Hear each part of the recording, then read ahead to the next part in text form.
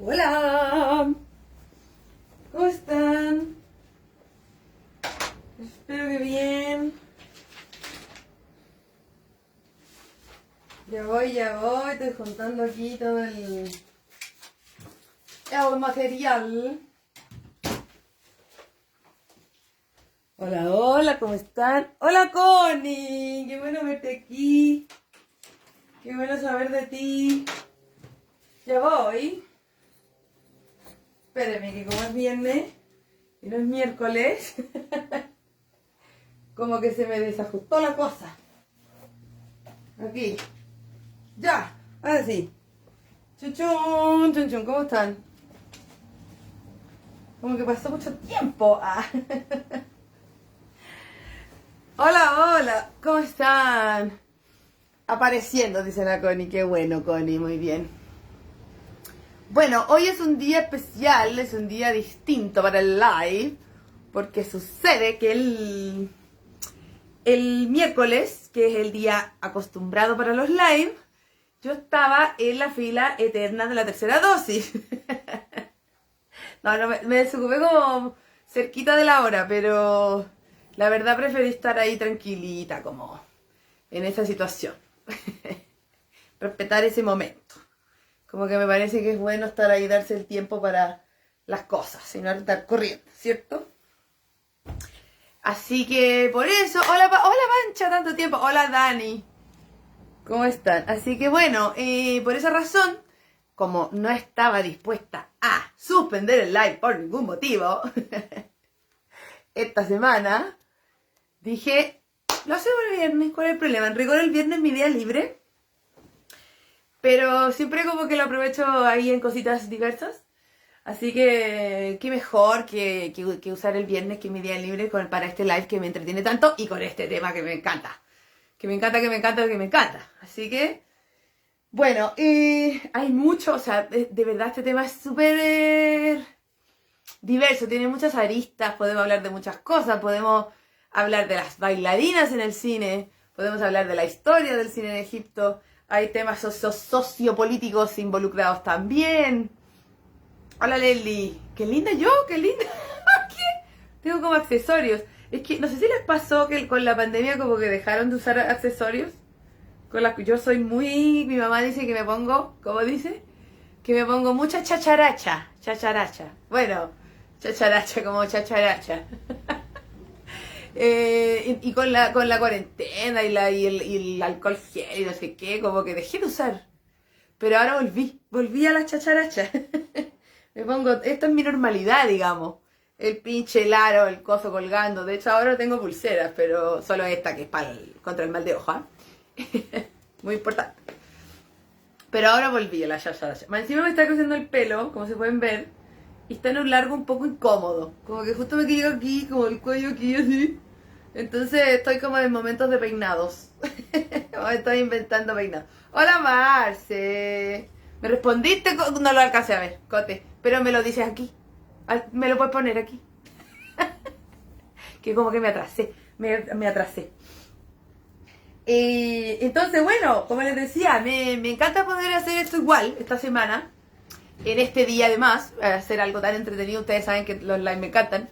Como que no, para mí no es trabajo. Hay gente que me dice, oh, tienes que trabajar en el live. No, la verdad es casi un pasatiempo. Es como que me entusiasma, me motiva. O sea, mi trabajo entero me entusiasma y me motiva. Pero esto además me entretiene. Es como casi de verdad un pasatiempo. Prepararlo, recordar, calentar la materia, como le decía a la Cote en la mañana, como revisar todo el material que tengo de días anteriores, la misma mañana, me entretiene mucho porque, como siempre les he dicho también, yo creo que la información, el contenido, el conocimiento cobra vida cuando lo compartimos, cuando está ahí para conversarlo, debatirlo, para darle vida, porque datos hay en todos lados, de Wikipedia para adelante. Usted pone el cine egipcio, le va a salir ahí una cosa. Entonces me parece que lo entretenido, lo interesante, lo hermoso y lo que puede aportar es la discusión, la conversación, el intercambio. Ese es el objetivo de estos lives. Ese sigue siendo y seguirá. Oye, no sé si les conté que la semana pasada fue el live número 85, ¿pueden creerlo? Oye, yo no sé, yo no sé de qué hablar. O sea, realmente No, igual me quedan por ahí algunos temas. Pero ayúdenme, igual, ayúdenme. Mándenme propuestas, por favor, ¿ya? Igual recibo. Todos los meses tengo por lo menos 2 temas que son propuestas de ustedes. Así que, muchas gracias por eso también. Bueno, entrando en materia, hoy día no tengo nada que hacer después. Así que estoy con toda la calma. Pero no quiero dejarles ahí como que con hambre. Como ayer en la clase, Dios mío, sí. Eso que me sentía mal, se supone. Nos quedamos hasta como 2 horas, Dios mío. Pero es que entretenido cuando surge un debate, ¿o no? Sí, pues ¿cómo lo vamos a dejar pasar? Si eso es lo entretenido, pues. Bueno, chiquillas, ¿cómo contextualizo el tema de hoy? El tema de que vamos a hablar hoy. ¿Se acuerdan que hablamos del cine ya, cierto? Hablamos del cine. Hablamos del cine en distintos lugares. Está guardadito por ahí. Recuerden que todos los lives están guardaditos y después se van a YouTube. De hecho, eso es algo que ahora lo voy a poder hacer yo. Creo que voy a poder ser autónoma. Antes me ayudaban. Ahora lo voy a poder hacer yo porque tengo un celular más moderno para ser autónoma. Entonces, bueno, pero en todo caso siempre los lives se quedan todos guardaditos aquí en Facebook y después se van a YouTube, a mi canal, que pueden seguir para que les lleguen las notificaciones cuando hay cosas nuevas. Aprovecho de recordar. Tiene mi nombre. Es uno que tiene un logo, que tiene una P y una J. Ese es mi canal, porque hay como otros por ahí que son de correo anteriores que no tienen nada, ni nadie, ni no. Eso no. Son ese que tiene el logo, ¿ya? Bueno, habíamos hablado entonces del cine y yo pretendía ilusamente que en ese live sobre el cine íbamos a hablar de todo el cine, y del egipcio también. Ni locas, po. Nunca íbamos a alcanzar. No. Entonces ahí hablamos del cine en Siria, en el Líbano, en Marruecos, en Argelia, en Túnez. Hablamos de un festival de cine en el campamento de refugiados saharaui. Hablamos de hartas cositas. ¿En Túnez dije? Sí. Bueno, hablamos del Medio Oriente y el norte de África, como un poco la historia del cine en esos lugares que más bien partió con la independencia. En muchos de estos lugares el cine nacional, propiamente tal, partió con la independencia. Bueno, en Egipto no. En Egipto partió antes. Bueno, aunque la independencia de Egipto es una cosa un poco confusa. Podemos hablar de eso en otro momento, en otro live. Podríamos hablar de los... Siempre me piden cosas así, como que cada vez que hablamos de algo de Egipto, como que quieren que hablemos de más cosas sobre Egipto. Yo tampoco, yo no voy hace 10 años, chiquillas. 11. Y siempre trato de estar ahí al tanto porque leo diarios de allá, que se los recomiendo. Al Monitor es uno. Egypt Today también, porque tienen traducciones, tienen versión en inglés. Entonces se los recomiendo porque ahí hay muchas cosas interesantes, sobre todo porque los diarios siempre, los periódicos más bien, siempre tienen algún artículo que recuerda a alguna figura del arte o de la cultura. Entonces es muy entretenido porque así de verdad no es solamente leer sobre política y religión y cosas muy específicas locales, sino que de verdad hay cosas que nos hacen sentido porque hay gente que conocemos. Si generalmente cuentan o dicen, hoy es el natalicio, se celebra el natalicio de tal persona, hoy día son 50 años de la muerte de tal persona. Y eso es bien interesante porque hacen un recuento. Ahí he tenido, en esos lugares, en esas fuentes, es que he tenido mucha de la información de personas de las que voy a hablar hoy, por ejemplo. Así que, un datito ahí, interesante. Bueno, les voy a contar algo personal. Siempre yo les sitúo y justifico la charla, esta conversación desde mi lugar. La justifico y la argumento con algo personal, ¿cierto? Con vivencias o con algo que tiene que ver con mi historia, con mi vida, con mi construcción como persona, como mujer, como humana. Bueno, en este caso hay algo que es súper importante para mí, porque el cine ha sido muy parte de mi vida toda la vida. O sea, el cine es algo que a mí me importa y que me formó. Hay una serie en Netflix que se llama Las películas que nos formaron. Bueno, a mí, de verdad hay películas que me formaron. Yo hay cosas que me empecé a preguntar de la vida por ver películas, como, no sé, Dirty Dancing. Yo la primera vez que escuché hablar escuché la palabra aborto o vi algo de aborto, fue en Dirty Dancing. Me acuerdo, yo tenía 10 años, le pregunté a mis papás, ¿y qué? ¿Por qué? ¿Qué aborto? ¿Qué se hizo la niña? Y mi papá, pero me explicaron.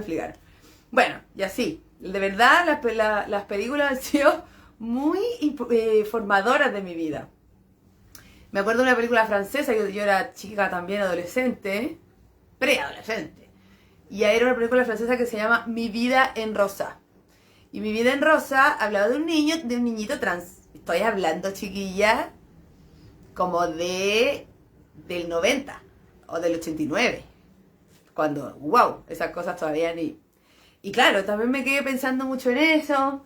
Entonces, de verdad, las películas me han formado. Me hacen tener preguntas, me abren mundos. Irreversible, wow, ¿cierto? Ay, me encanta que comenten. A ver, cuenten las películas que las han marcado. O que les generaron cuestionamientos, reflexiones, preguntas. Porque de verdad el cine es muy importante. Igual te construye, te muestra mundos, te abre a temas que nunca pensaste, que no son parte de tu realidad. Aunque sean películas occidentales. O sea, no estoy hablando de películas de Occidente, ni siquiera estaba hablando del mundo árabe, ¿cierto?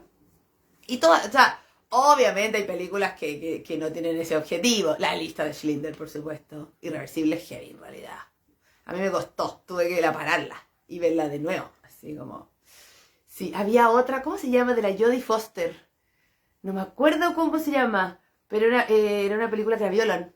Y que nadie le cree. Y la culpan. Así como, ¿para qué saliste de noche? ¿Para qué te vestiste así? Y yo también era chica. Fuerte, no me acuerdo cómo se llama. Ni me acuerdo de la escena, pero así como que sueño con la escena. Ella está como en un bar con unas amigas y pone en el Gurlitzer, pone una canción. Y es una canción de... Una canción, no me acuerdo de quién. No era de Bajo Instinto, ay. No me acuerdo de quién era. No era de Michael Jackson, pero por ahí. Bueno, se pone a bailar. Se pone a bailar y como que ella es muy en su volada y sabe que la están mirando, pero no le importa porque ella está en su volada y la violan masivamente afuera. Como que, y los locos dicen, pero ella se lo buscó. Uy, fue tan terrible, me marcó tanto que es heavy. Que es heavy. Bueno, un montón de películas francesas. Lo tengo que hacer aquí un reconocimiento a Sergio y Mireia, mi padre y mi madre, que desde que yo tenía como, no sé, 10, más o menos, 12, 10, 12, hasta que yo tenía como 30. Y después cuando tuve un periodo que me separé y estuve como más cercana a ellos, porque yo creo que les daba pena, yo les daba pena, lo retomamos. Pero fueron décadas en que íbamos al cine todos los viernes. Todos. A veces viernes y sábado. Cáchense. Y no solamente, o sea, obviamente el cine comercial partió después. ¡Acusados! ¡Eso, Ingrid! ¡Oye, que son secas! ¡Acusados se llamaba! ¡Qué fuerte, o no! ¡Oh! Esa, sí. ¡Buah! Como que se me para, todavía me dan como una cosa en el cuerpo. ¡Qué heavy! ¿Qué más? A ver, cuéntame qué películas las marcaron. ¿Les generaron ahí algún cuestionamiento? ¿O les plantearon algo lindo también? Cuenten. La sociedad la juzga por estar ebria y violada. Sí, volada, sí. Y la cuestionan como que... Y el juicio es terrible. O sea, no, mal. Imagínense con todos los años que han pasado y que seguimos casi igual. En fin. Atroz. Por eso hay que seguir luchando, chiquillas. Bueno. Entonces íbamos al cine todos los viernes y claro, íbamos como... Mi papá ama a Ricardo Darín, lo ama. Yo creo que es como así como su alter ego gay. Ama a Ricardo Darín. Como que lo admira por su discurso y por todo. Sí.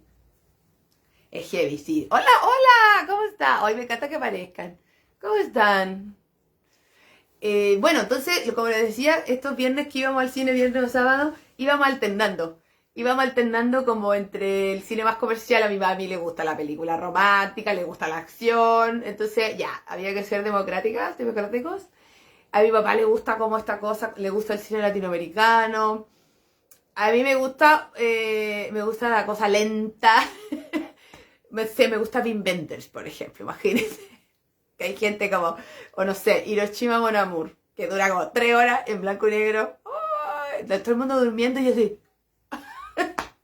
Ya, entonces íbamos alternando entre el Normandía, el biógrafo, el Hoyts. Cuando apareció el Hoyts, porque al principio no había Hoyts. Íbamos a los otros, a los que estaban en huérfano, esos cines, al Santa Lucía, ¿para qué decir, po? Bueno, ahí tendríamos que entrar a hablar de, no sé, Fiebre de amor, de Luis Miguel. Ya, bueno. Esto se lo cuento porque, de verdad, este tema a mí me ha interesado siempre. Y yo, siempre que hago un viaje, siempre que se los recomiendo, es un tip que les doy, un tip de viajera. Siempre que viajen y llegan a un lugar, si quieren conocer la cultura popular del lugar, vean qué están dando en el cine. No falla, no falla. Si tú ves la cartelera un poco y traten de ver cines independientes y cines comerciales, porque siempre los circuitos son así, ¿cierto? Obvio. De verdad van a descubrir un montón de cosas de la cultura popular. Así que, no me acuerdo, sí, rápido. Me acuerdo de, bueno, es que en India la producción es, ¡guau! Imagínense, para más de 1.000 millones de personas, es impresionante. Hay como películas toda la semana, sobre todo el Bollywood. Pero había una que me marcó un montón, que la sigo, escuché, que la música obviamente la uso en clases, muy entretenida, muy entretenida.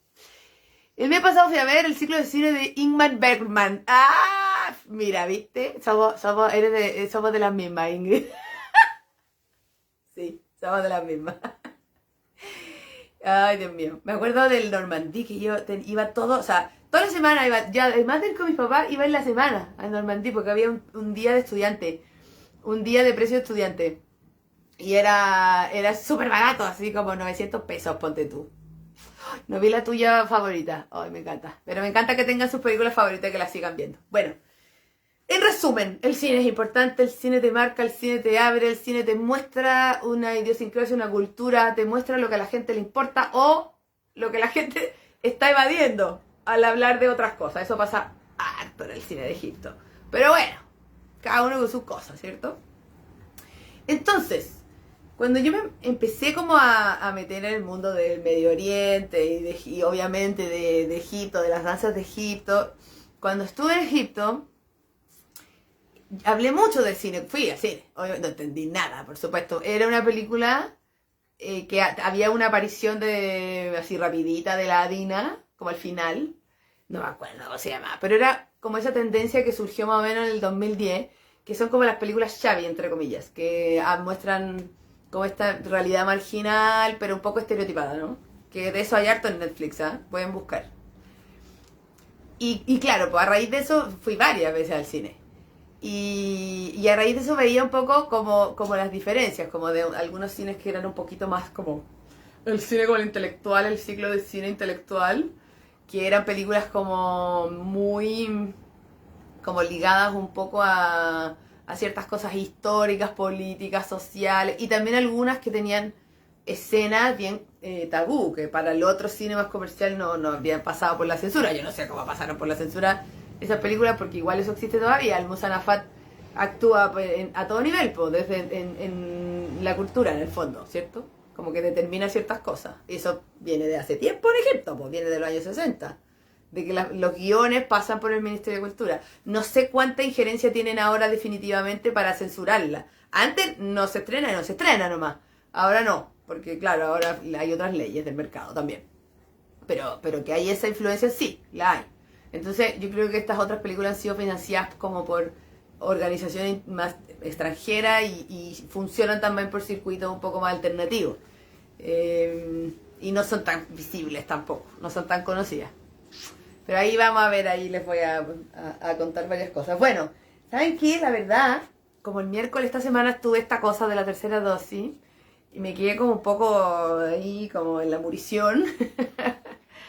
Como que reviví ayer y empecé a retomar, lo había visto la semana pasada, como que revisé lo que les iba a hablar un poco, lo organicé un poco, como lo hago siempre, y dije ya, la otra semana lo termino, y como que me quedé en la munición, y ayer lo retomé y me di cuenta que era un montón, que tengo un montón de material, un montón de información, de mucho tiempo, y cosas bien entretenidas, interesantes, que quizás no son como tan de dominio público, porque son gracias a fuentes vivas. Es decir, a egipcias y egipcios con quienes he hablado. Y para quienes el cine, por supuesto, que ha formado parte de su vida. Entonces, es como que una como chilena, no sé si hay amigas extranjeras aquí, es como que una se ponga a hablar, no sé, ni siquiera del cine, de cosas de la tele, de Don Francisco, del Happening con Ja, sobre todo de los 80, ¿cierto? Son cosas que si uno más encima se estaba criando, estaba creciendo, viendo esas cosas, son importantes, pues te marcan. Y para mucha gente en Egipto ha sido así, obviamente. Hay personajes, hay arquetipos, hay directores, hay historias también, hay farándula, obviamente, por supuesto que hay farándula también, ligada a todo a este fenómeno y a esta industria que es súper importante, pues la más importante del Medio Oriente y de África, y es la 10ª más importante en el mundo. ¡Wow! Era más importante. Ahora India la superó, el Bollywood y el Nollywood, que es como de África, pero antes era más, estaba más arriba. Fue la 3ª más importante. Hoy es la 10ª. Porque obviamente Egipto ha estado desde el 2011 en una situación de inestabilidad que por supuesto merma la producción, no solamente por los recursos, sino que por los temas. Cuando hay una crisis como que finalmente las temáticas tienen que ver con eso, con lo que está pasando. Y más bien hay documentales. Cuando hay crisis aumenta el número de documentales, obviamente, que reflejan la realidad. ¿Sí? Siento que hoy día voy a estar muy dispersa. Me perdonan, pero porque me di cuenta que tengo harta información y les quiero contar hartas cosas. Pero como siempre, me gustaría que lo vayamos conversando, que lo vayamos comentando. Si ustedes han visto algo, cuéntenme. Obviamente quizás lo que más conocen y lo que más conocemos o lo que más hemos como divisado son las películas en que hay bailarinas, ¿cierto? Bailarinas sobre todo de la llamada época de oro, que coincide con la época de oro del cine. O sea, la época de oro, porque podría no ser así, ¿cierto? La época de oro de la danza oriental, del rock sharky, coincide con la época de oro del cine. Por eso es la época de oro, porque era todo wow. La época de oro de la música también, wow. Todo así, wow. Y ese momento es precisamente como el nombre lo dice. Es una época de oro, es una época de auge, una época de absolutos recursos, de desarrollo. Es una época en que surgen nuevas ideas, nuevas inversiones, por lo tanto, hay mucho movimiento, mucha producción, hay mucha... hay como una industria que de verdad casi podríamos decir, no casi, se sostiene a sí misma, cosa que es muy difícil, o sea, se sostiene a sí misma incluso con las entradas, con la taquilla que se llama, con la taquilla, cosa que es muy raro, o sea, solo Hollywood podríamos decir que se sostiene gracias a eso, y no ni siquiera todas, ¿sí? Así que HD está... ¿Mi video? Perdón, es que la Guanchi me está diciendo que mi cámara se ve, ¿sí o no? Porque es mi teléfono nuevo, pues Gaya. ¿Qué te parece? Si una se cree influencer, tiene que invertir en el aparatos nuevos. No. Bueno, entonces, vamos a partir por el inicio, obviamente. En este caso sí, voy a tratar de ser más ordenada para hablar del principio, ¿cierto? Porque vamos a tratar de llegar hasta el 2000, 2010, más o menos.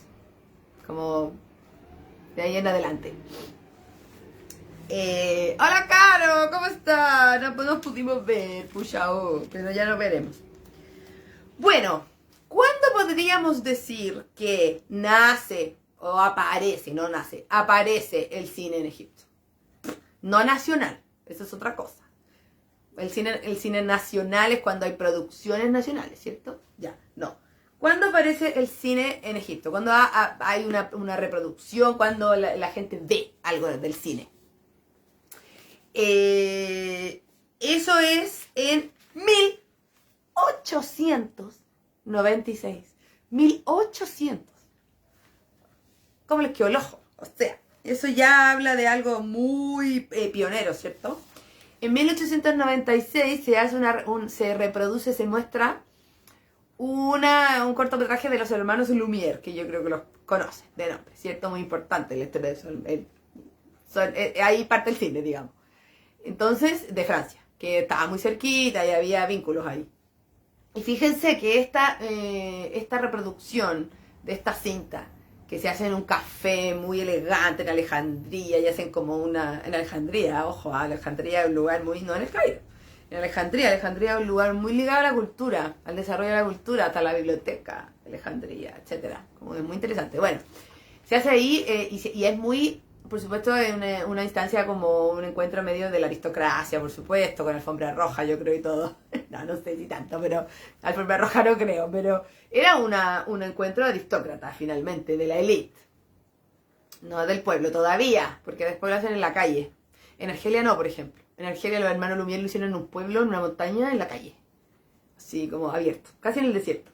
Aquí no, aquí no. Porque igual aquí había en Egipto ya había un interés por la cultura. O sea, ya había lugares de entretención, había bailarinas, había músicos, había teatro. Entonces no era una cosa, el cine llegaba como a ampliar eso, que en Egipto ya se estaba desarrollando. Por eso eso es una de las razones, chiquillas, que mucha gente, críticos, críticas de cine y otra gente que ha trabajado el tema, esa es una de las razones por las cuales se dice que el cine en Egipto tuvo tanto éxito, porque en realidad en Egipto la gente le interesa la cultura. Hay una tradición, hay una idiosincrasia, hay una costumbre, un hábito de consumir arte y cultura, que parte como en 1870, con compañías de teatro y etcétera. Entonces el cine vino como a sumarse a eso, a ese fenómeno que en Egipto sucedía ya.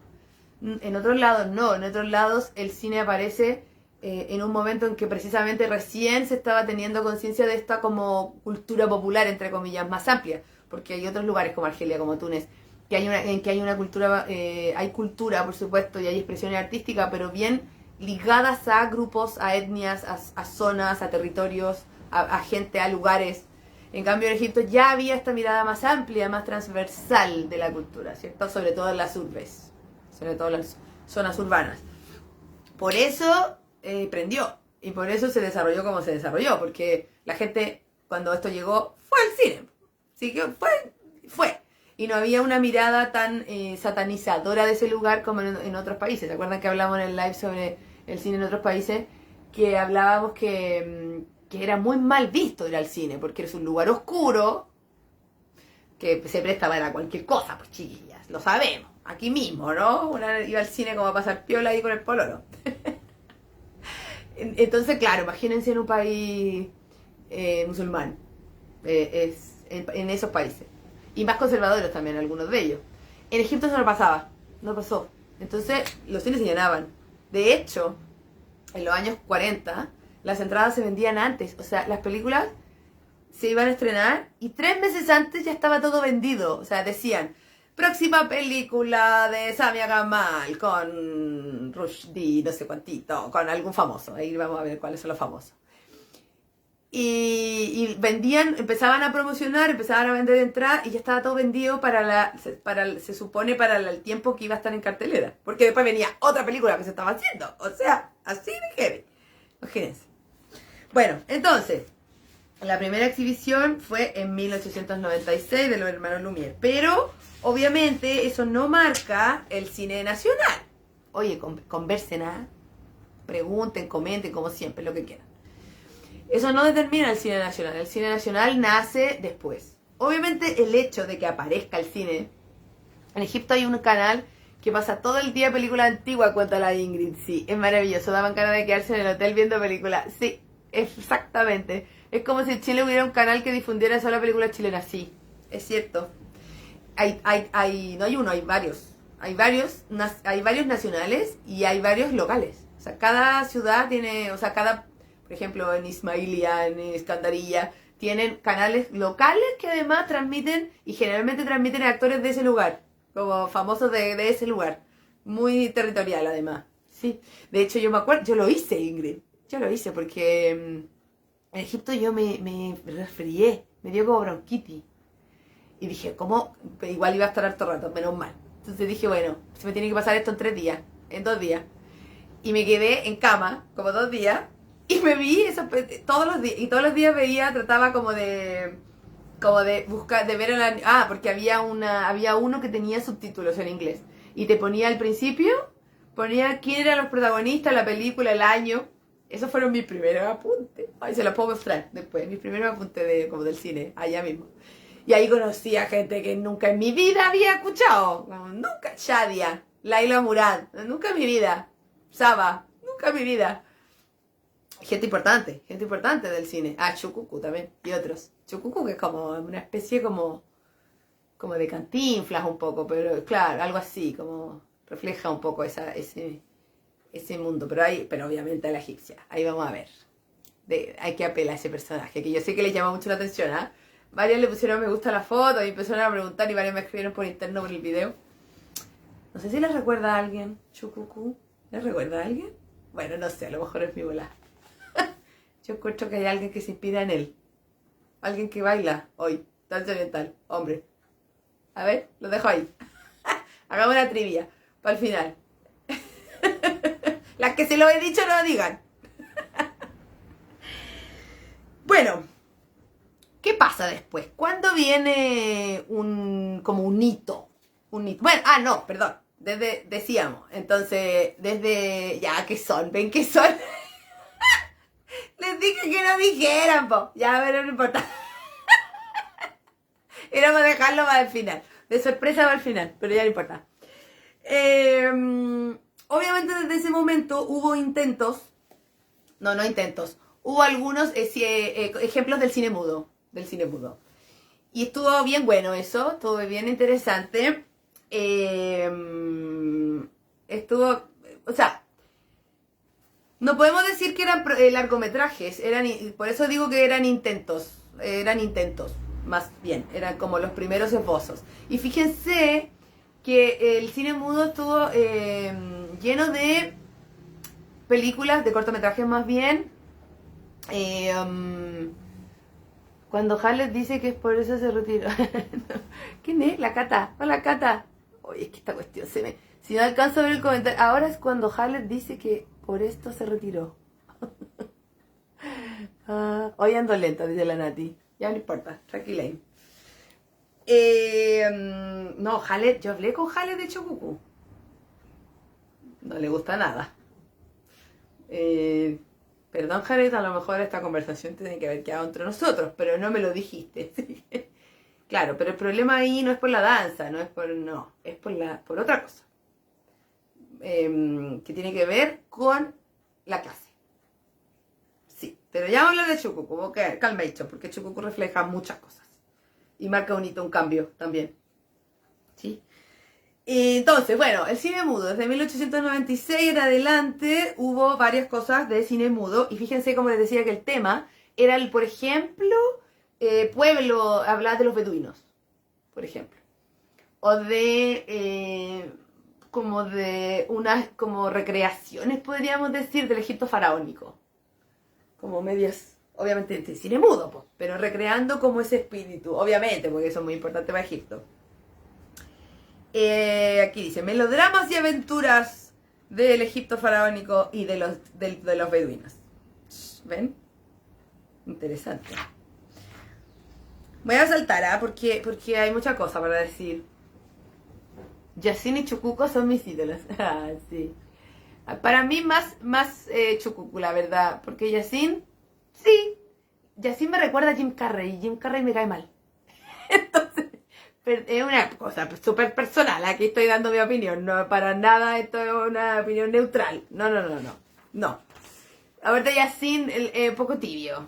Como que ahí se sumó a todo el apoyo a los militares, que todo bien con la revolución del 52 y haber como salido de la monarquía, que estaba todo mal como socialmente, pero igual los militares se fueron en una volada y es como que lo sentí un poco influenciable. Entiendo también, o sea, entiendo que tú estás en ese mercado, eres artista, eres famoso y no podías echar por la borda todo lo que lograste, y lo entiendo, pero no me gusta mucho la gente tibia así, como que se entrega tanto.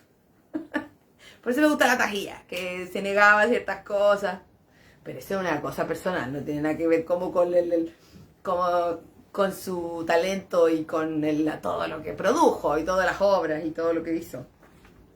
Además, claro, Yacine tenía una cosa media como esta del humor, pero era súper misógina, las películas eran súper misóginas. En cambio, Chucucú no. Pero esto es como ya, te insisto, es mi opinión respecto a como el rol social que reflejaban y porque finalmente lo que estábamos hablando, pues al principio hablamos de cómo las películas te marcan, estas películas le marcan a la gente egipcia y la hacen pensar en cosas también y generan arquetipos que empiezan a establecerse o que potencian ciertas cosas de la sociedad, ¿cierto? Entonces, claro, lo digo desde ahí, no desde solamente de lo artístico. Bueno, vamos a saltarnos a 1923.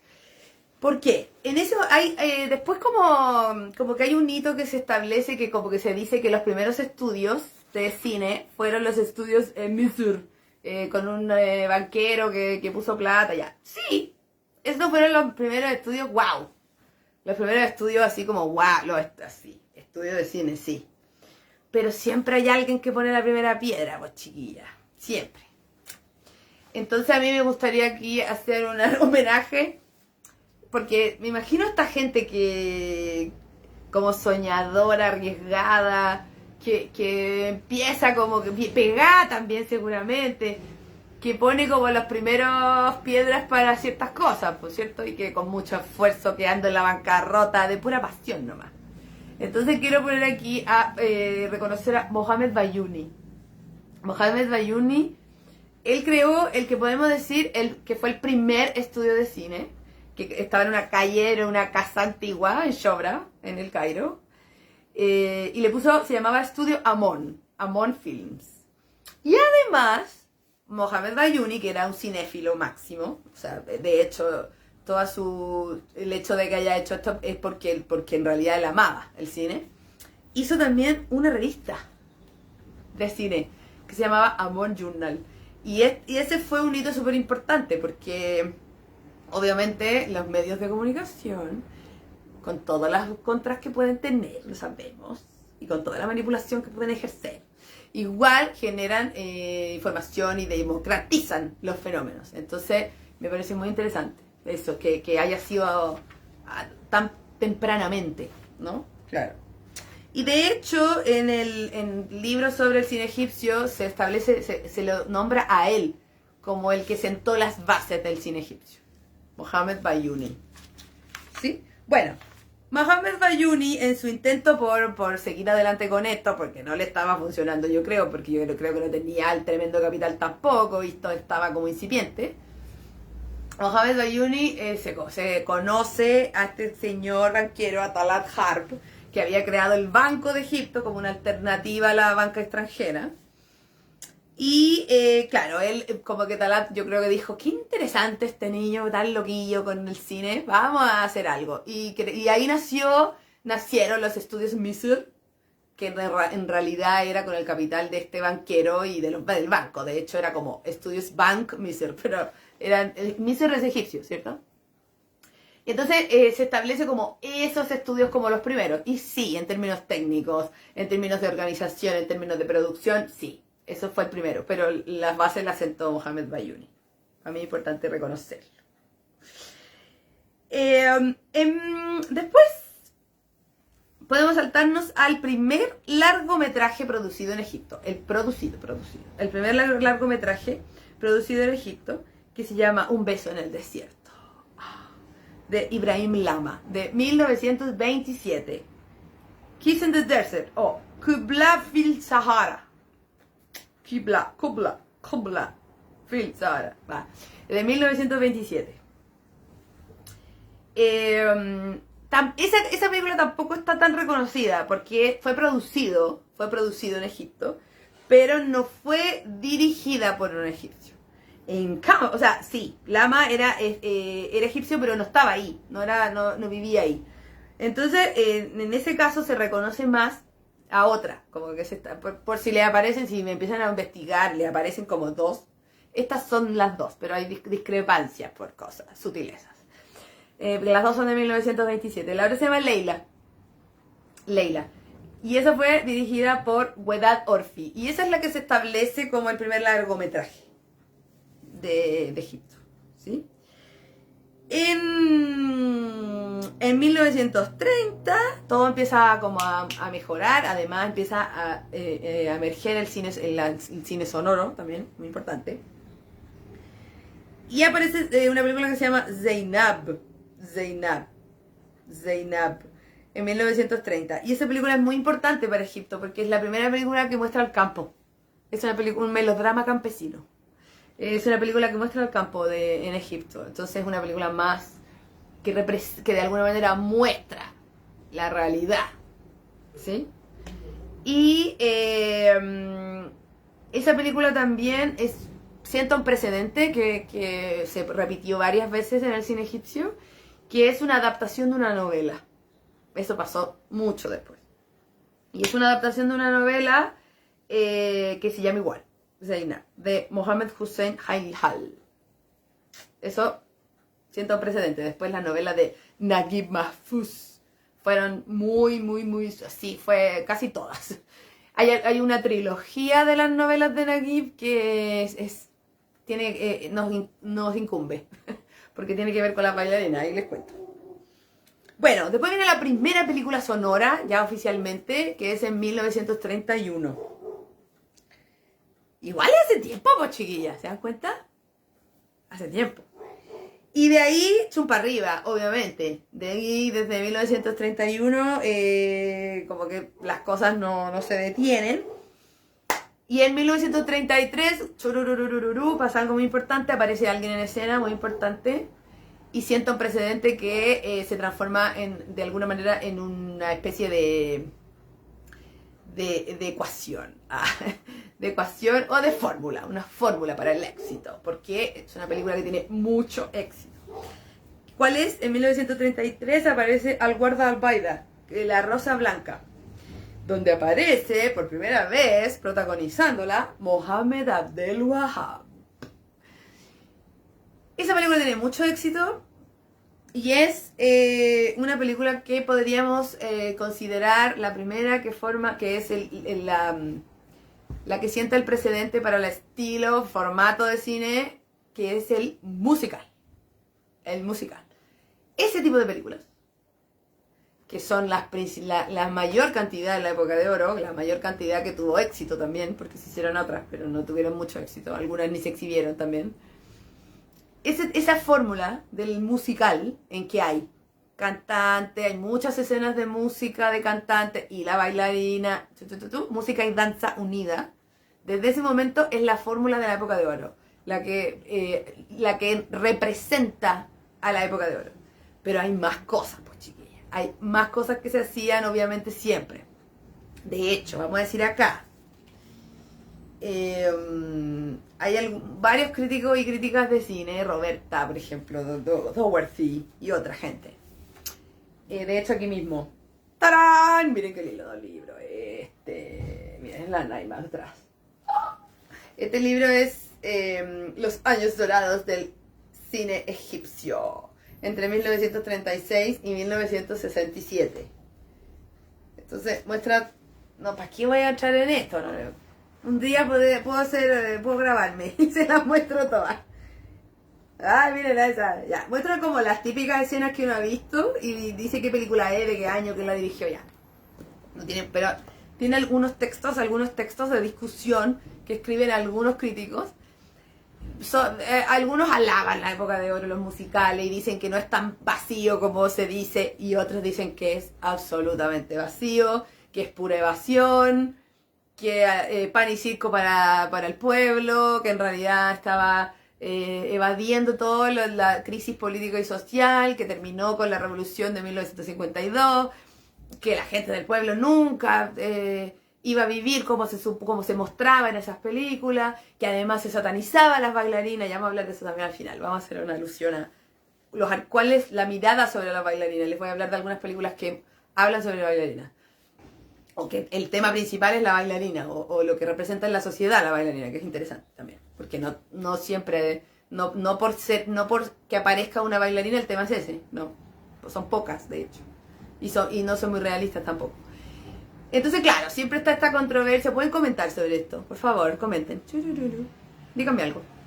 Siempre está esta controversia respecto a como una especie como de cine alternativo y de intelectualidad que considera que esto es superficial y que no propone nada.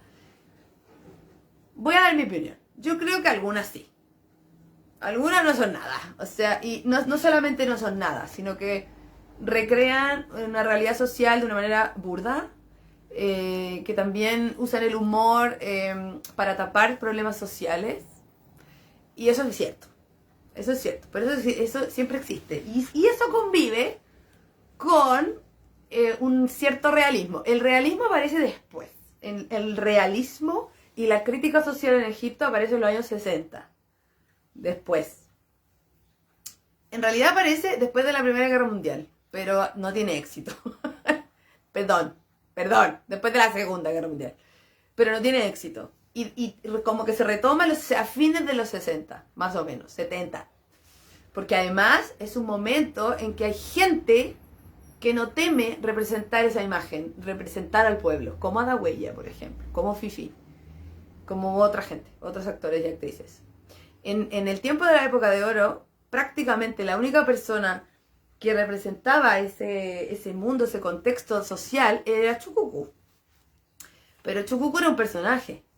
Entonces, a pesar de que él nunca, ya vamos a hablar de él nunca fue al colegio, nunca fue a la escuela, y que todo el mundo sabía, era carpintero, fue el carpintero desde muy chico, vivió con mucho esfuerzo, mucho sacrificio, toda vida clase obrera máxima. Todo el mundo sabía que él venía de ahí, pero igual Chucucú era un arquetipo en el fondo que representa otra cosa, representa a la Aragós. ¿Ven que él sale con un muñeco? En el fondo él, su personaje es del muñeco, es sobre el muñeco, y ese muñeco es muy antiguo. De hecho es patrimonio intangible de la humanidad, ese muñeco. Ya vamos a hablar de eso. Ven que hay muchas cosas que decir, que hablar. Bueno, entonces claro, esta crítica tiene que ver con que finalmente la época de oro es como de oro porque presenta una imagen de perfección, de glamour, de lujo, ante una realidad que no era así. Entonces finalmente es como negar la realidad, eso es lo que dice mucha gente. Y por otro lado, a pesar de que podría parecer como un ejemplo de modernidad para otros lugares, para otros países del Medio Oriente, por el hecho de que aparecieran mujeres bailando independientes, autónomas, la imagen de esas mujeres independientes autónomas era satanizada. Era que separaban a los matrimonios, que corrompían a la gente, o quedaban solas y tristes, porque en realidad las quería por su modo de vida. Entonces, igual ojo. No estoy destruyendo al cine de la época de oro ni diciendo que es superficial, no, hermoso, lindo, ya. Pero todo está en un contexto, pues chiquillos, en un contexto político, social, entonces representa algo. Entonces solo las invito a que le echen un ojo ahí. Por eso Tajía es bacán. Porque los personajes de Tajía, a pesar de que muchas veces, no siempre, pero a pesar, todas querían dejar de ser bailarinas, también, por algo, ¿viste? En el fondo, ¿qué es eso? Que si la protagonista quiere dejar de ser bailarina, ¿qué está haciendo? Un mensaje, pues, para decir a las niñas, no se te vaya a ocurrir. Claro, esto no es vida para ti, no. Todas sufrimos y no, mejor que no. La única que no entró en eso fue Tajía. Tajía logró establecer como, a través también de las decisiones que tomó, Tajía tomó muy buenas decisiones. Desde su vestuario para adelante, los personajes, la manera de enfrentar el personaje, el vestuario, su gestualidad. Ella opinaba mucho sobre el entorno, el guión y el personaje que iba a desarrollar. Y ella logró hacer personajes de bailarina que representaban una imagen positiva de las bailarinas. Naima también, pero Naima no hizo tantas películas porque se murió jovencita, hizo varias, pero ella también. Naima hizo varias películas en que ella mostraba como la dificultad de ser artista y que te respetaran. La Jalibo, por ejemplo, es mi favorita, La Jalibo. Me gustan mucho las películas de Naima por eso, porque creo que tenía también esta intención de mostrar a la bailarina, como de verdad mostrar lo valioso de su trabajo, lo osado de su actuar en ese contexto, en esa sociedad, como ponerlo en esa realidad. Había otras que no, que de hecho hay películas que llegan a ser burdas, como La Cote debe tener más ejemplos, porque La Cote se la sabe toda. La Cote puede tener algún ejemplo, pero me acuerdo de así a la pasada de algunas, por ejemplo, había una de la Coti, no sé, la griega, de origen griego. Ella, por ejemplo, había una They Phantom. ¿Esa es la que es fantasma o no? ¿O que la matan o no? No sé. Bueno, la Kitty tiene una en que hay una escena que él está soñando con ella y ella tiene cachos. ¡Cachos! ¡Ah, sí, Cote! Esa la cachaba, la que ella es como fantasma y como que es como... No, muy loca. O sea, de verdad, por eso les digo, hay de todo, siempre hay de todo, pero ojo, por eso a mí, yo les doy mi opinión, me gusta Tajía, Me gusta Naima, algunas de Naima. Hay algo, estoy salpicando por todos lados, pero para que no se vayan los temas. ¿Cómo se llama la de... La de Naima se llama... Sí, aquí está. ¡Jo, jo! Se llama Ahibak y Hassan. Te amo, Hassan. Te amo, Hassan. Y es del 58. Y ahí Naima se trata de que ella deja su casa rural y se va a trabajar a la calle Mohamed Ali. Es una de las pocas películas en que muestra algo real del contexto de la bailarina en Egipto. Muestra la calle Mohamed Ali, muestra a una mujer que se va del campo a la ciudad a trabajar ahí, lo que le cuesta. Hay escenas en que ella como que casi que evita una violación, se mantiene fiel a sus convicciones y consigue éxito con su trabajo duro, en el fondo. Es una de las pocas películas que alude a esa realidad de la calle Mohamed Ali de verdad. Las otras, como dice la Cote, está por ejemplo que es una fantasma, que es muy ridícula, muy burdo. Otras que tienen cacho. Otras que como, siempre todo es como un sueño y el sueño da para todo, po. Y da también para ridiculizar y para generar como estos arquetipos y para de alguna manera como influenciar ahí, tener como, obviamente detrás de eso hay como algunas ideas. Igual yo siento que las bailarinas se empezaron a dar cuenta. La Samia hizo unas cosas como que realmente es como pegarle una palpa. O sea, la Samia hizo algunas, por ejemplo, esa que hay una escena que ella hace de Nubia y está como vestida con una, como de papalapapírico hippie, con una bolsa de basura con la cara pintada con corcho. Yo creo que se dio cuenta después de que no. O sea, eso es como interapropiación cultural. O sea, claro. Bueno, hay de todo. Siempre va a haber formatos que tengan de eso, pero el tema es como que a veces no te das cuenta, como que te va en el éxito y como que eres la protagonista y no opináis mucho de lo que... Eso pasa también Eso también pasa aquí, ¿ah? Hay actrices que se mantienen firmes a sus convicciones y que no hacen ciertas cosas y otras que no y que son súper criticadas. Por ejemplo, Paz Bascuñán.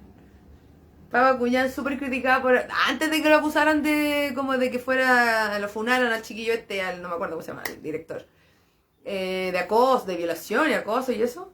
Antes de eso, ella era súper criticada porque hacía estas películas livianas y como que hacía todo siempre lo mismo y que Soltera otra vez era como lo mismo que sus personajes. Ahora está haciendo algo distinto, en demente. Yo creo que también se dio cuenta. También como que dijo, a ver, vamos, no. Ya, está bien que uno haga algo probado, pero veamos qué onda. Eso pasa con estas bailarinas, con estas actrices también. Y estamos hablando solo de las bailarinas porque hay otra onda que son las cantantes.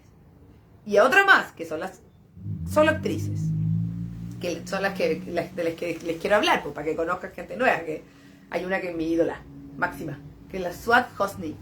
Suad Hosni, todo mi amor. De hecho yo les digo que mi inspiración baladi es Suad Hosni, y ella no es bailarina profesional, por eso está buena su baladi. En ese entonces, ¿cuánto podía influir una bailarina? Ah, qué buena pregunta, Ingrid. Eso yo lo pregunté mucho, porque yo tuve la suerte de conocer a un chiquillo que trabajaba en el Instituto de Cine. Y tenía unos materiales muy interesantes y tenía entrevistas y cosas que me sugirió de YouTube también muy buenas. Claro, si tú eras famosa, muy famosa, podías influir en la decisión, o sea, podías opinar. Pero una cosa era tener derecho a opinión y otra cosa decir tener derecho a voto. El derecho a voto te lo ganabas. O sea, opinión tú puedes decir y te decían, ya está bien, pero no vamos a considerar lo que dices. La que se ganó el derecho a voto, es decir, a injerencia, y si no decía que no, fue Tajía. Pero porque ella luchó por eso. O sea, todas tenían derecho a opinión, pero no todas tenían derecho a voto. A influir directamente. Obviamente las más famosas solo tenían el derecho a voz y voto. Eso mismo iba a decir, dice la Boncha. Acá son re buenos para crear estereotipos de la gente. Sí, no, siempre, obvio. Sí, pues sí. En todo, en el arte sobre todo. Solo Tajía, como dice la Cota, y se lo ganó. Ella se lo ganó porque fue fiel a eso desde el primer día. Sabía no, po. Sabía no, po. Entonces después, si ya lleváis 50 películas, no. ¿Cuántas hizo la Samia Cote, por favor? ¿Me puedes dar el dato exacto? La Samia no, porque la Samia no, si ya llevaba la mitad de su carrera y nunca se impuso en ese sentido, no podía. Es como lo que pasa aquí, Claudia Di Girolamo, no sé. Claudia Di Girolamo, ella dice lo que quiere hacer. La Amparo no quiera, no sé. ¿Me entienden? Y hay otras que no, pues, porque nunca se impusieron, quizás. No porque no tengan como que porque no sean valiosas, ni porque hay una jerarquía, sino que porque finalmente es cuánto muñequeas con la gente, nomás. Eso.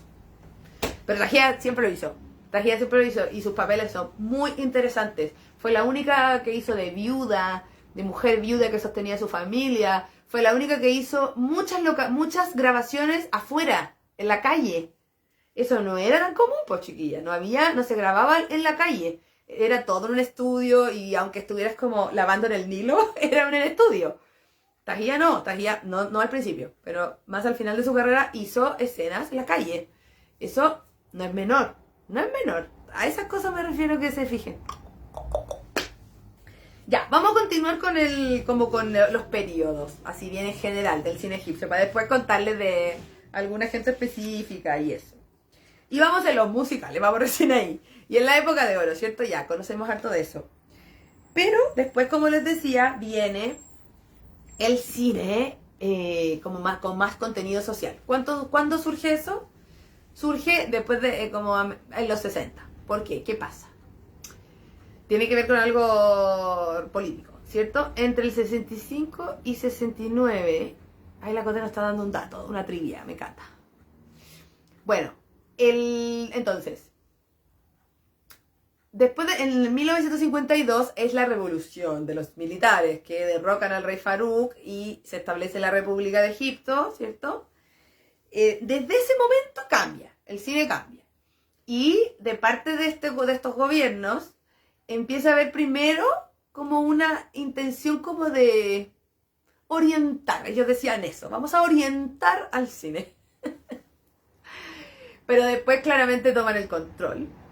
Y en el 61, cuando se establece el socialismo, ya propiamente tal, el 61, propiamente tal, lo que pasa es que hay expropiación.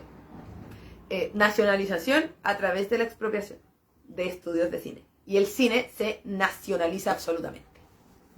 Entonces ahí, por eso, se dice que la época de oro es desde 1940 a 1960. Hasta este momento. Igual entre el 52 y el 60, como que el cine resiste, igual hay cosas, pero ya empieza a haber presión, cambian los temas y empieza a haber contenido social. Contenido social, y hay como una mirada respecto a cómo se presenta la gente del pueblo en las películas.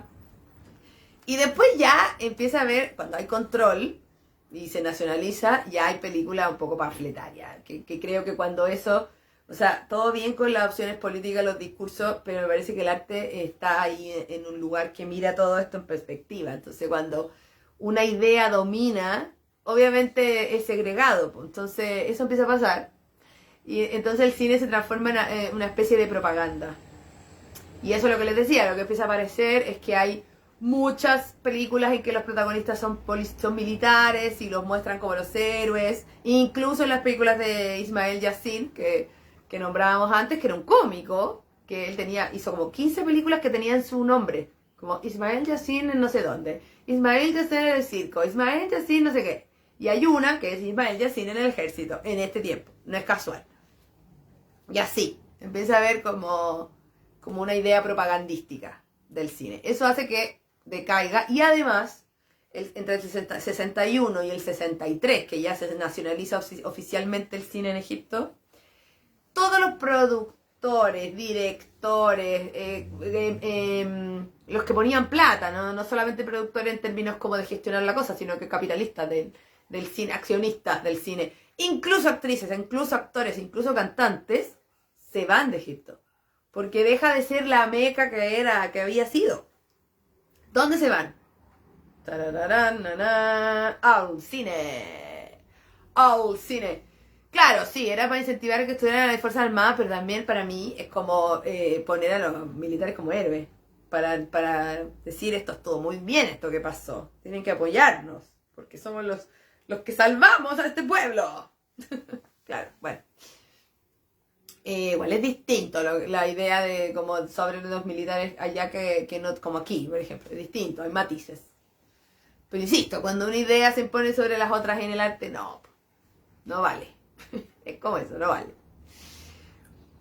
Ya, ¿qué pasa entonces? ¿Toda esta gente se va a dónde? Al Líbano. Entonces, ¿por qué la época de oro en el Líbano es posterior?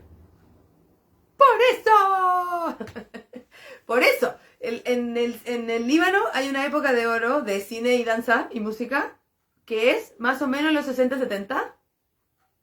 Y es por eso, po, porque se logró y se propició con toda esta gente que masivamente se fue a producir y a hacer películas allá, desde Egipto. ¿Sí? ¿Hay alguna película? Muchas que hayan sido, muchas. Oh, yo tenía una lista, no la tengo aquí, ¿vale? Te la puedo mandar por interno. Muchas. Ah, que les recomiende. Que les recomiendo. ¿Cómo que les recomiende que la puedan ver? No, es que no la van a poder ver, po, porque hay películas censuradas que nunca se estrenaron. ¿No? La Samia estaba en una película, no me acuerdo cómo se llama. La Samia estaba en una película que no se estrenó nunca. Muchas. Pero no las vaya a ver porque no se estrenaron nunca. O sea, eso le pasó a todo el mundo. A todo el mundo. Lo que puedo hacer es que les puedo mandar una lista que yo tengo como de las que a mí me gustan. Es un poco autorreferente, perdón. Pero les he nombrado algunas. La Cote hizo una charla sobre el cine en Egipto y hizo un recorrido como también desde el origen hasta como los 60, parece, Cote. Y ahí dio un montón de películas como de referencia. Pero yo tengo una listita que la comparto con un curso, entonces se la puedo compartir. No me da para buscar las portadas y hacer una historia destacada en Instagram. No me da para tanto.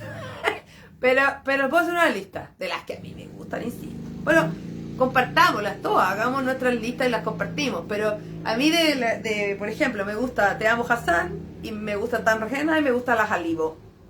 Esas me gustan. Esas me gustan de Naima, por ejemplo. De la Samia no me gustan tanto, le tenía mala, entonces como que nunca vi tanto, pero no me acuerdo cómo se llama la película que baila con Tajía, esa es buena. Esa es más o menos buena. Hay otra que sale Farid, la Laila Murad y Samia. Esa también es buena. Sí. Y de la Tajía todas. La que encuentre. Las veo, no, o sea, no sé. Ahí las que tengan datos pueden poner links y nos pueden ayudar con links de YouTube de las películas. Yo la verdad, en Egipto me compré como 100. Porque me las compré juntas. Me las compré en como en MP no sé qué, MP4, pues puede ser. Y las tengo ahí, po. Las tengo ahí. No tienen subtítulos. No, como que adivino nomás lo que pasa. Después lo que hago es que trato de buscar, sé cómo se llama y busco de qué se trata. Y digo, ya, entendí más o menos. Pero yo me las compré ya. Yo soy buena para el DVD, chiquilla. Yo todavía tengo mi DVD instalado. Y todas las cosas de las que hablo aquí, de Persepolis, Caramel y un montón de otras cosas que yo veo, Darfur, y otras cosas sobre lo que en agua, todo lo que les he nombrado, son cosas que yo todavía veo en DVD. Cuando hice el live sobre el cine árabe en general, todas las que les nombre también las tengo en DVD. Yo soy buena para el DVD. Porque además, estuve justo en un momento en Europa, como que el tiempo que yo empecé a viajar al Medio Oriente, pasaba por Europa, y fue el momento en que en Europa el DVD estaba muriendo. Y había unas cosas, unas joyas muy baratas. Muy baratas. Entonces tengo un montón de cosas en DVD, joyas, gracias a eso. A que justo pasé por ahí en el momento que esto estaba guateando. Entonces como que lo agarré y lo tengo. Entonces yo no soy muy buena para el YouTube porque lo tengo ahí todavía. Soy buena para el YouTube con otras cosas que no las tengo en DVD. Entonces... ayuden ahí, yo creo que está todo, no sé si está todo, pero porque lo que más hay son escenas, pero la película completa no sé. Igual hay una página que se llama I Love Egyptian Cinema, algo así, que hay un montón de links. Busé. Mi alumna siempre me dice que vieron cosas, yo no sé cómo. Así que yo creo que se puede. Pero como les digo, yo la tengo ahí en el disquito. Qué antigua. Más encima, esa compra no fueron 100, fueron como 90, no sé. Porque hay como de a 12 o 10 en en un disco. Entonces tengo como 10 discos y ahí están todas.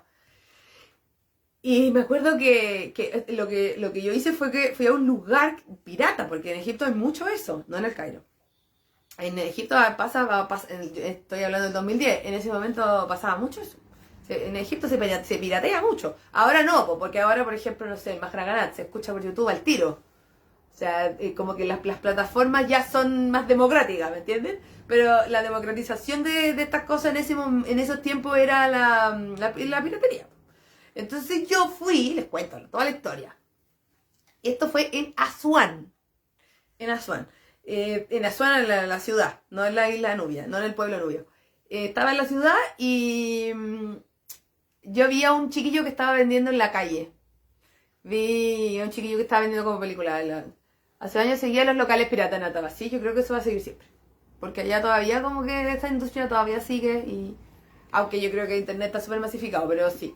Bueno, había un niño que vendía algunas películas piratas y películas, discos y cosas así en la calle. Y yo le dije, oh, qué entretenido, ¿tienes más? Y me dijo, o sea, tengo muchas más. Y fui a su casa y me dijo, tengo esto. Y era, no sé, tenía 1000.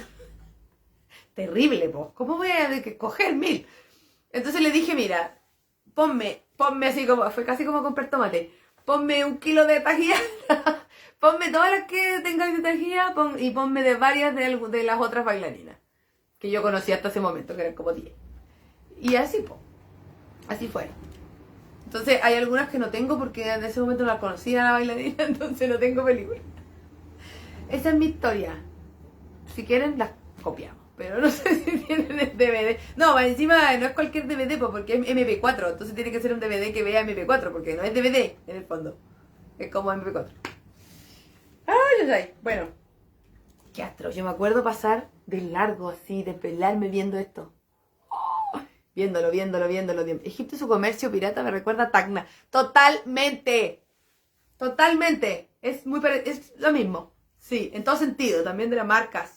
Louis Vuitton y no sé qué, no solamente como de esto de la industria cultural solamente. Ya chiquilla, entonces, estábamos en los 60, nacionalización, empiezan temas sociales y surge el cine realista, que es muy importante. Ahí hay un director que me gusta mucho que se llama Youssef Chahine, que hace películas muy interesantes, que no tienen danza, en general. Por eso como que no le va tan bien, pero igual ahora no hay, ahora todo cambió, desde el 2000 todo cambió, pero bueno, vamos ahí con las películas de realismo. En los 80 y 90, en los 80 está todo, en el 80 hay una crisis además, y en los 90 está este fenómeno que se le llama como este fenómeno como de que Egipto empieza a mirar con admiración a Arabia Saudita y al Golfo, con todo lo que eso implica. Entonces, como la gente empieza a tener otra mirada de la sociedad, se pone más conservadora, los temas del cine cambian también.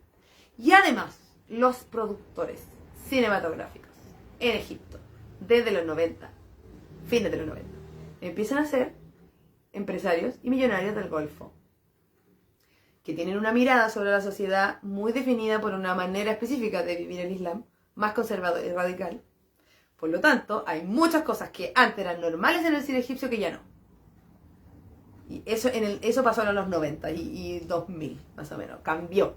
Hubo un cambio ahí en los temas. Y el cambio también hizo que esta presencia de lo popular estuviera más fuerte todavía.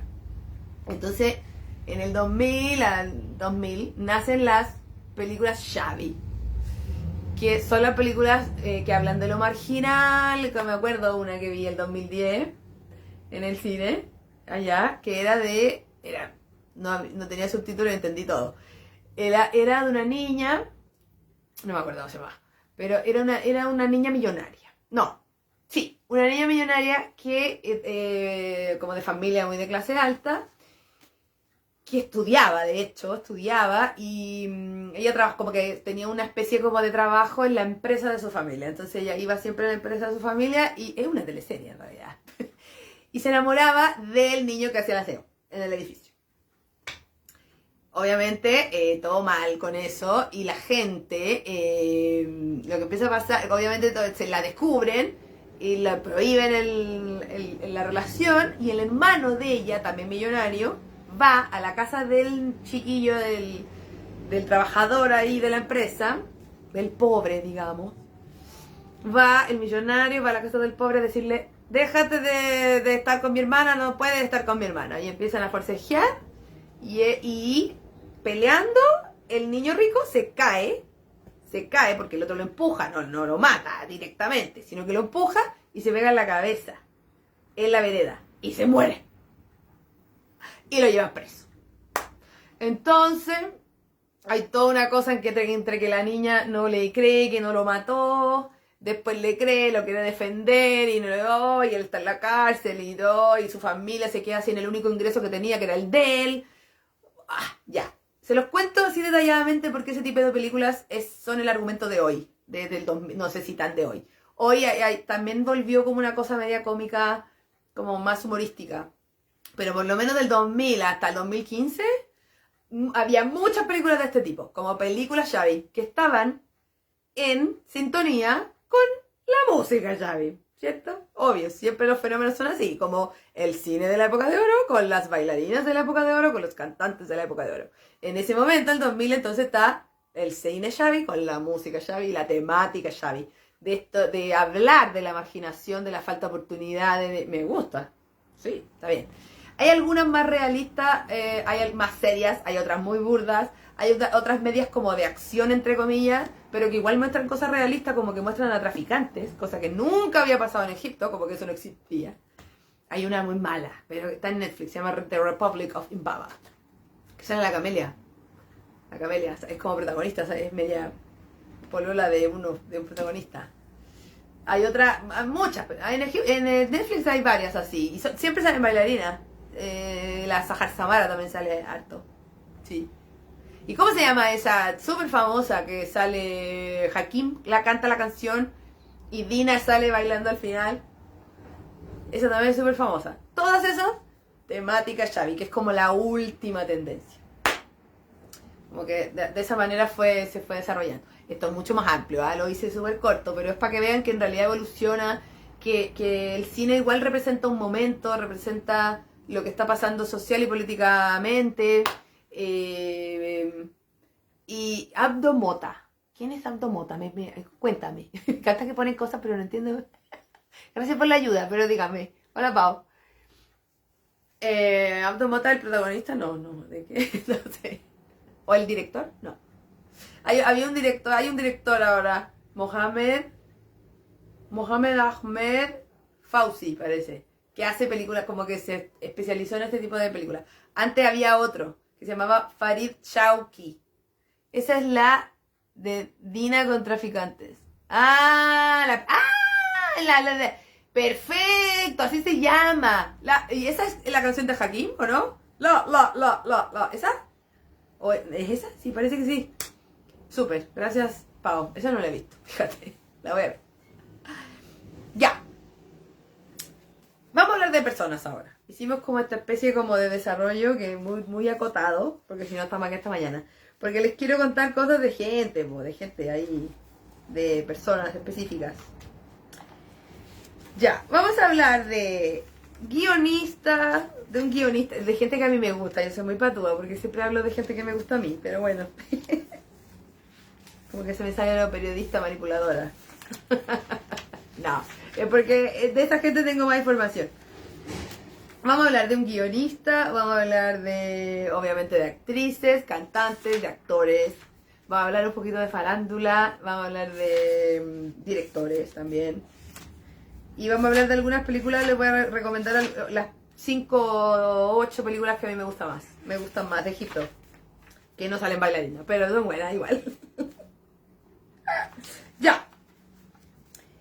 Primero, yo siempre miro para abajo porque veo mis apuntes, pues chiquilla. Y voy seleccionando lo que les voy a hablar, porque yo lo preparo, pero al final me voy para cualquier parte. Ya.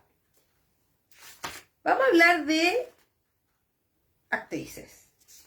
Ah, mira, hay una foto de los estudios Missouri. Ahí. ¿Ven? La Adriana dice que hay un documental sobre Xavi que está muy bueno. Mira, ¿cómo se llama? Cuéntanos, cuéntanos. Si puedes, métete y mira para que nos cuentes. Ya, les voy a hablar de este director que les mencioné hace un ratito que se llama Youssef Chahine. Él nació en Alejandría, era bien intelectualoide. Su primera película fue en 1950. Y él hizo como... Fue el que juntó a una pareja, que después se casaron, que fueron Omar Sharif, el mismísimo, de Lawrence de Arabia y Doctor Chivago, pero eso fue después de su carrera. Esto fue cuando Omar Sharif estaba empezando. Hizo como esta pareja que usaba, como Tim Burton, que siempre usa los mismos actores, ¿cierto? Él trabajaba siempre con esta pareja, que era Omar Sharif y ella se llama Hamama, Faten Hamama. Después se las voy a mostrar también a ella. Hay una película que es muy buena que se llama Lucha en el Valle, que es de él, con Omar Sharif y la Faten Hamama. Esa me gusta mucho.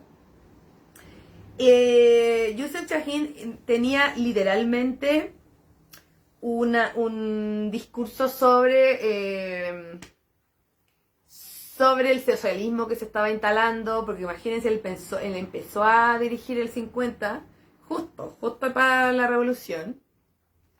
Ya, Adriana, muchas gracias. Muchas gracias, Pau, también, por tu link. Súper. Entonces, Chahine tenía una mirada sobre el socialismo que estaba instalándose, y él, por supuesto, que adhería a eso. Entonces criticaba las diferencias de clase, hablaba de la lucha de clase mucho, y él fue el primero que puso en el cine temas bien difíciles, que nadie más puso, que claro, las películas de la época de oro evadían lo que decíamos, esto de las bailarinas, que parecía todo perfecto, que en realidad no, pero igual había un discurso ahí detrás, pero como que evadía estos temas difíciles. Hay otra película de él, le estoy contando las que yo vi. Hay esta que les digo, Lucha en el Valle, y hay otra que se llama Cairo Station, o Estación Central, es como la traducción. Y es terrible, porque hay un femicidio, o sea, hay un intento de femicidio. Ese es el cartel de Cairo Station. Es bien fuerte. Así que, bueno, ahí está, Youssef Chahine como director. Otro director que a mí me gusta, le estoy hablando de directores que no necesariamente hacían películas con bailarinas, como musicales, que eso hay harto. Y eso lo pueden encontrar precisamente en la referencia de... Y les puedo hacer la lista de esto. La tengo, de hecho. Se las puedo poner. No está, ahí veo cómo lo hago. Hay otro director que se llama Henry Barakat. Él tenía un hermano que era director también, que trabajaba en el cine. Y él era muy obsesivo, que le gustaba mucho como ciertos planos, cierta imagen. Y como que sus colegas como que les daba lata que él fuera así. Y él como que también dejó de trabajar y se fue a estudiar cine a París. Porque encontró que ahí iba a tener los recursos y las herramientas para desarrollar el cine como él quería. Y él hizo una película que se llama Días y Noches. Bien interesante, en el 55. Pero tiene una película más, su película más famosa es del 59, se llama La Oración del Ruiseñor, que también es una adaptación de una novela. Yo había leído la novela, yo conocía a la escritora, que se llama Taha Hussein, que es feminista.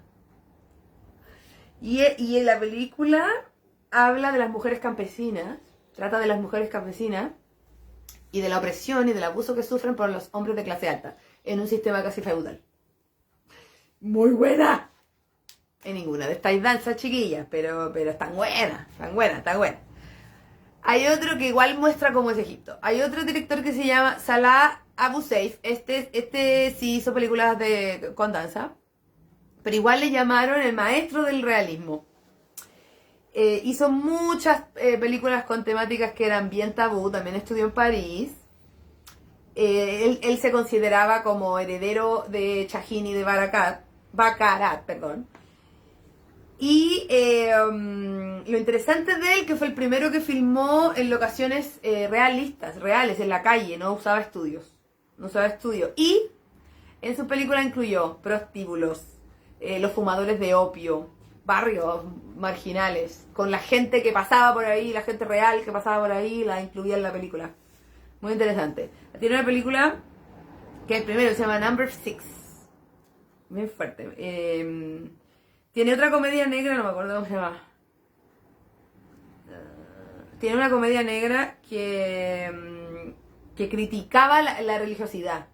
A todos. A todos. Los coptos, a los musulmanes. No le gusta a nadie. Ya, él hizo una adaptación de Naguib Mahfouz en 1960, que se llama Principio y Fin, por ejemplo. Y así, otras. ¿Sí? Ahí lo tienen a él también entonces. Salah Abu Saif, el rey del realismo. Se las quería contar porque me parece interesante estos ejemplos de películas que van un poco como en un camino paralelo a lo que conocemos como los musicales, que es el formato que más conocemos, que donde salen las bailarinas. ¿Sí? Hay una película que se llama La noche de los últimos años, que es considerada como una de las mejores películas de Egipto de la historia. Y que recibió muchos premios. Y se sitúa en el 81, en 1881, antes de la dominación del colonialismo.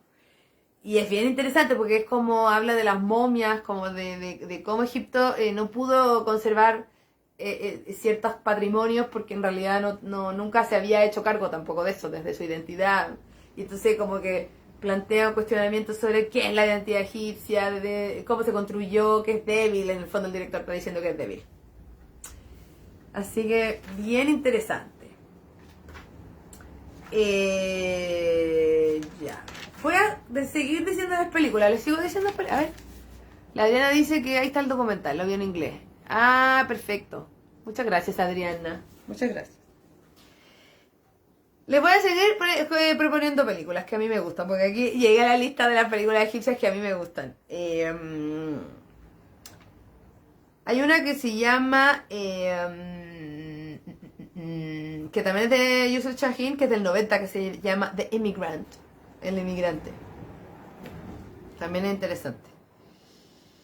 El 97 hay una comedia que se llama Ismailia Rayé Gayay, que como que se vuelve un súper éxito. Entonces como que vuelve la comedia a ser muy famosa, muy importante en el desarrollo del cine, y se empieza a copiar ese formato desde el 97 también. Hay una que es de una documentalista egipcia que se llama Tahani Rashid, que se llama 4 mujeres de Egipto, del 97. Muy buena. Ahí no les voy a decir nada porque ya voy a empezar a spoilear. No les cuento más, por si las quieren ver. Varias de estas yo las he encontrado en YouTube. Sí, y en... ¿Cómo se llama eso que es como Cuevana? Cuevana, también. Ya, esta me encanta, que es del 2006, de Marwan Hamed, que se llama Edificio Yacubian. Oh, esta es muy buena. Muy buena, muestra la vida de muchas personas en ese edificio, que es un edificio histórico en el centro del Cairo. Muy buena, Edificio Yacubian. Hay otra que se llama Mensajes desde el alma, que es del 2010. Yo de esa película supe allá, y llegué como así, como no la vi allá, pero supe. La vi como en las noticias y quedé como, con muchas ganas de verla. Es sobre Alejandría. Y es de alguna manera una especie de crítica a Alejandría como que pasó de ser algo a ser otra cosa. Ahí lo dejo. Hay otra que se llama El Destino, que también es muy buena. Hay otra que se llama Terroristas y Kebab, que es del mismo del Edificio Yacubian. También es buena. Muy buena. Ya. Y les había dicho que les iba a hablar de 2 películas. Hay un artículo sobre esta... el artículo solo sobre 2 películas, pero hay un artículo sobre estas películas que hablan de las bailarinas específicamente en el tiempo de la época de oro. Y hay otras dos películas que son más o menos del 80-90, que la protagoniza una egipcia que se llama Nabila Ebeid, que no es bailarina profesional, bailaba, pero no la conocemos tanto por eso, era más bien actriz. Y son dos películas que ella hizo y que era una del 90 y la otra del 84. Y las dos películas muestran cómo son vistas las bailarinas en la sociedad egipcia. Uno se llama Al-Rakasa Wal Siasi y la otra se llama Al-Rakasa Wal Tabal. Esa segunda significa la bailarina y el derpaquista. Sí. Les digo el nombre de ella, Nabila Ebeid, por si la quieren buscar. Nabila Ebeid, muy interesante como personaje también, ese actor es súper conocido. Sale en varias películas de la época de oro más joven. Esta es Terroristas y Kebab, que es muy chistosa. Se trata de un caballero, de él, que va a una secretaría de gobierno, un ministerio, porque quiere solicitar un cambio de colegio para sus hijos. Y lo tramita. Y él hace algo. Es un poco como un día de furia. ¿Lo vieron? De Michael Douglas. Ya. Algo así. Ahí nomás se las dejo. Otra vez. Edificio Jacobian. ¿Cómo se llama? Había otra que a mí me gustó. Cuéntame una historia se llama. Esa es del 2009. Esa la vi en Egipto. Cuéntame una historia. Bien buena. No, tampoco voy a decir más. Les estoy dando algunos tips así de películas que me gustaron. ¿Cuál otra más? El destino, se las dije. Sí, bueno, ahí. Ya, ahí están mis recomendaciones de películas egipcias, que a mí me han gustado. Estación Central es fuerte. El Cairo Station es intensa, sí. Y es raro además, como ver algo así como de ese look, que no haya danza, como... Es como que uno está acostumbrado un poco a eso. Pero está bien. Darle la vuelta, ¿cierto? Ver el otro lado. Ya, chiquilla, vamos a hablar de personajes. Personajes importantes, interesantes. Ya lo nombramos. Lo fuimos nombrando por ahí. Uno es Ismail Yassin, él. Ismail Yassin nació en el 22, en 1922. Era un cómico. Y era muy famoso, conocido por hacer caras. Por eso les digo que a mí me recordaba como a Jim Carrey. Tuvo una vida muy difícil en Suez cuando joven, porque a su papá lo encarcelaron, su mamá se murió, toda esa historia muy de esfuerzo, ¿no? Y empezó a hacer monólogo, porque como que todo el mundo reconocía y lo conocía como muy cómico, y empezó a hacer monólogo. Y lo descubrieron, como siempre hay alguien que lo descubrió y entró al cine, el 39, empezó a hacer películas. Y se hizo famoso, tan famoso que tuvo 15 películas con su nombre, como les decía. Ismail Yassin hace tal cosa, no sé. Muy interesante. Tiene películas con bailarinas, varias salen bailarinas. Ya, llegamos a este personaje. Ahí está. Shukuku o Mohamed Ibrahim Ismail Musa. Él nunca fue al colegio.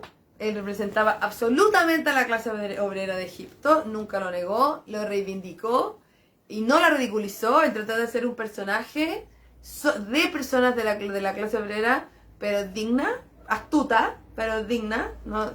Con lo menos burdo posible. Muy entretenido, interesante, porque él usaba galabella, muy de hombre egipcio, pero bailaba y movía la cadera, movía los bracitos. Subí un video de eso. Estuvo en compañías de teatro al principio, hasta que él se inspiró en una, como les decía, marioneta que se llama Aragush.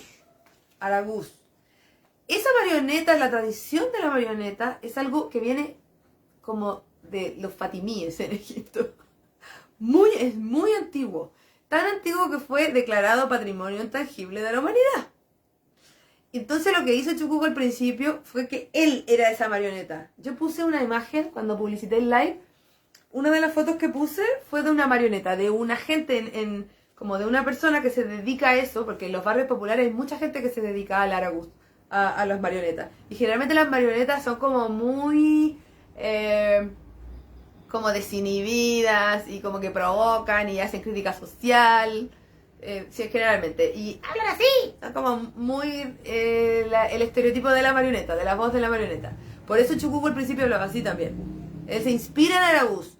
No, esa marioneta no es que él la inventó, eso viene es de la parte de la tradición egipcia muy antigua y en los barrios populares se sigue haciendo, como les digo, y de hecho ahora hay encuentros de Araguz en Egipto para propiciar que esta tradición siga adelante.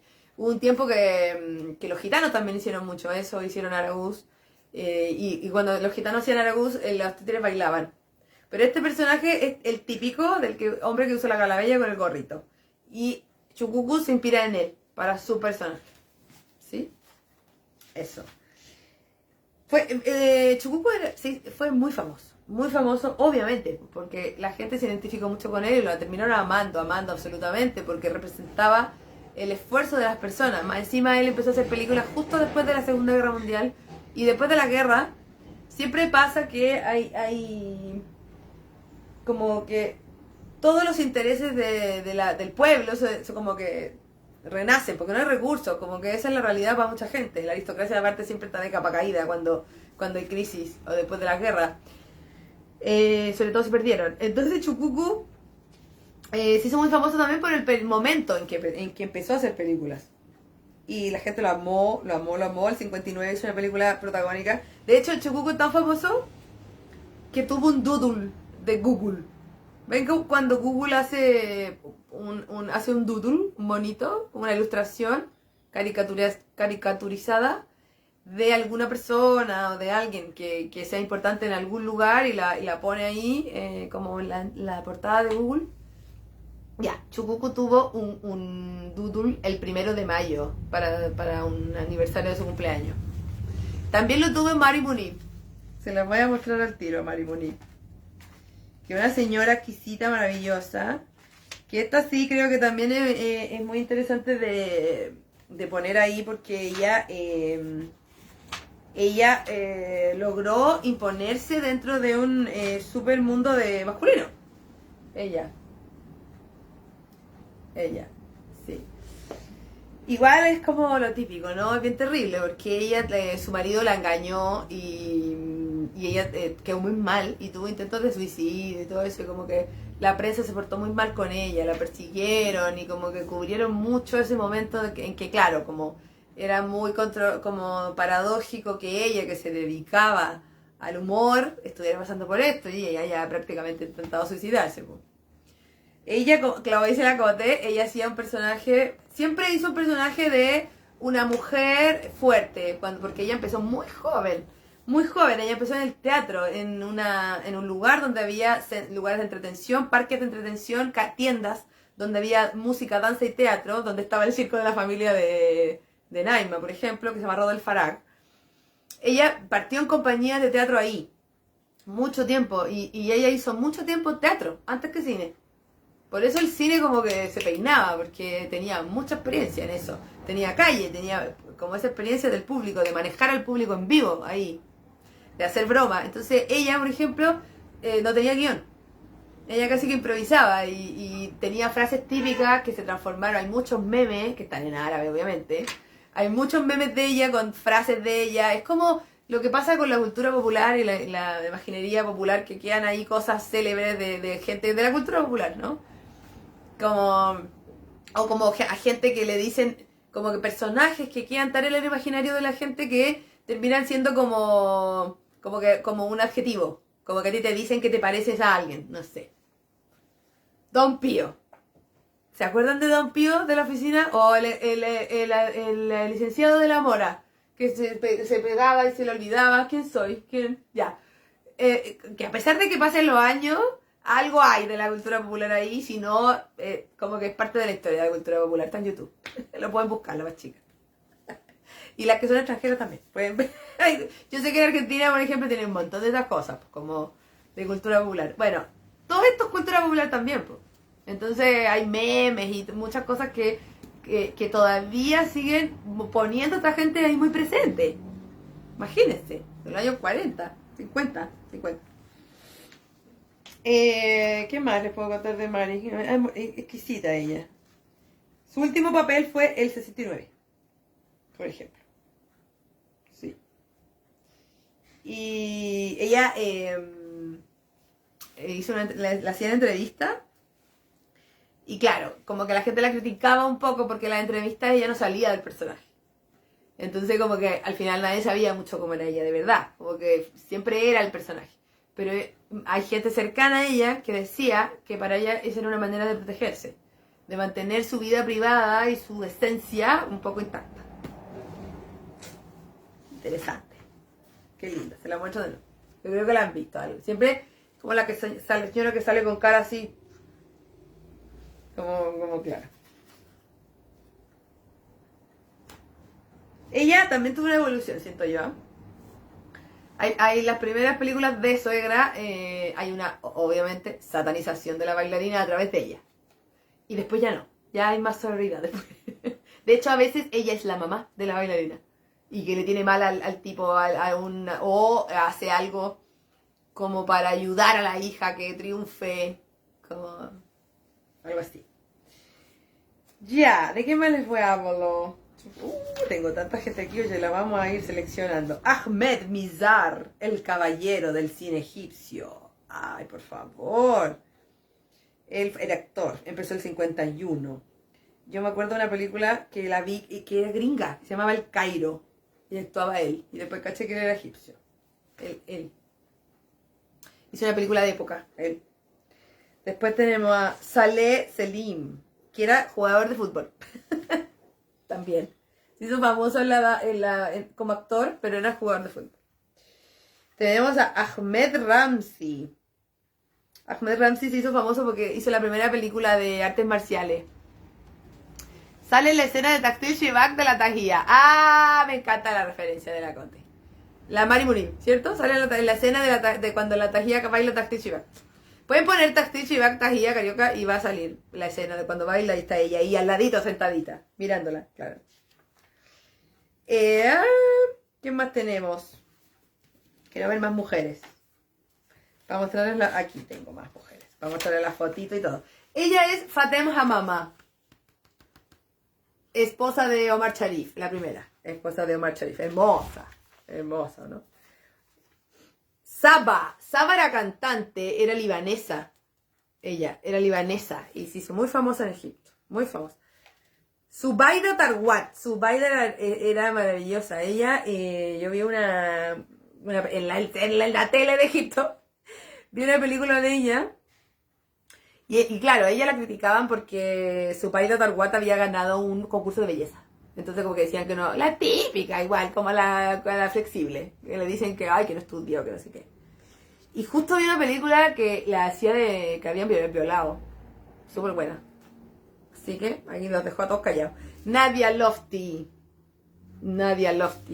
Ella era de madre polaca. Debutó en los 24 años. Hizo como 50 películas. Toda esta gente hicieron como 50 películas. A esta le decían la Gen Rostom. La llamaron la Marilyn Monroe de Egipto. Miren cómo era. Le estoy mostrando a las que no bailan, ¿eh? Cantantes o solo actrices, porque conozcan a otras. Le decían la Marilyn Monroe de Egipto y ella se ganó el respeto de la gente como actriz, a pesar de que al principio fue muy criticada porque era muy sensual. Era de una familia aristócrata, había vivido en Europa, entonces por eso no le importaba nada. Ella hizo más de 80 películas. ¿Qué les parece? A ese nivel estamos hablando. Ella es Shadia. Muy famosa Shadia. La decían que era divertida, carismática y llena de vida. Ah, qué linda. Hizo películas durante mucho tiempo, como desde los años 40 hasta mediados de los 80, imagínense. Hizo comedia, principalmente. Ahí está Omar Sharif, que les decía con Fatem Hamama, lo que conocemos. Salah Zulfikar. Ay, pero el bigote ahí, lo máximo, el caballero, ¿no? Como Marcello Mastroianni, un poco. Hassan Youssef hacía personajes populares. porque le decían que tenía cara egipcio. ¿Ven? Aquí igual, pues, que tenéis cara chileno. Hay los típicos como que en las teleseries también uno ve, pues, el que hace del cuico y el que hace el cara de chileno. Los arquetipos. Ya, este lo dejemos al final, porque es como el guapo. Rushdie Abasa. Rushdie Abasa, muy guapito él, se casó primero con Tahía y después se casó con Samia. ¡Qué Farid! ¿Qué Farid? Farid al nada, él rechazó la cuestión más encima. Rushdie, ahí, con las dos.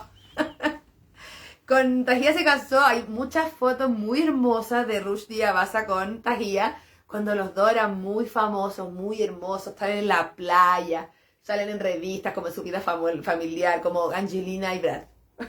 Así. Y se separaron después, Tahía tuvo varios matrimonios más.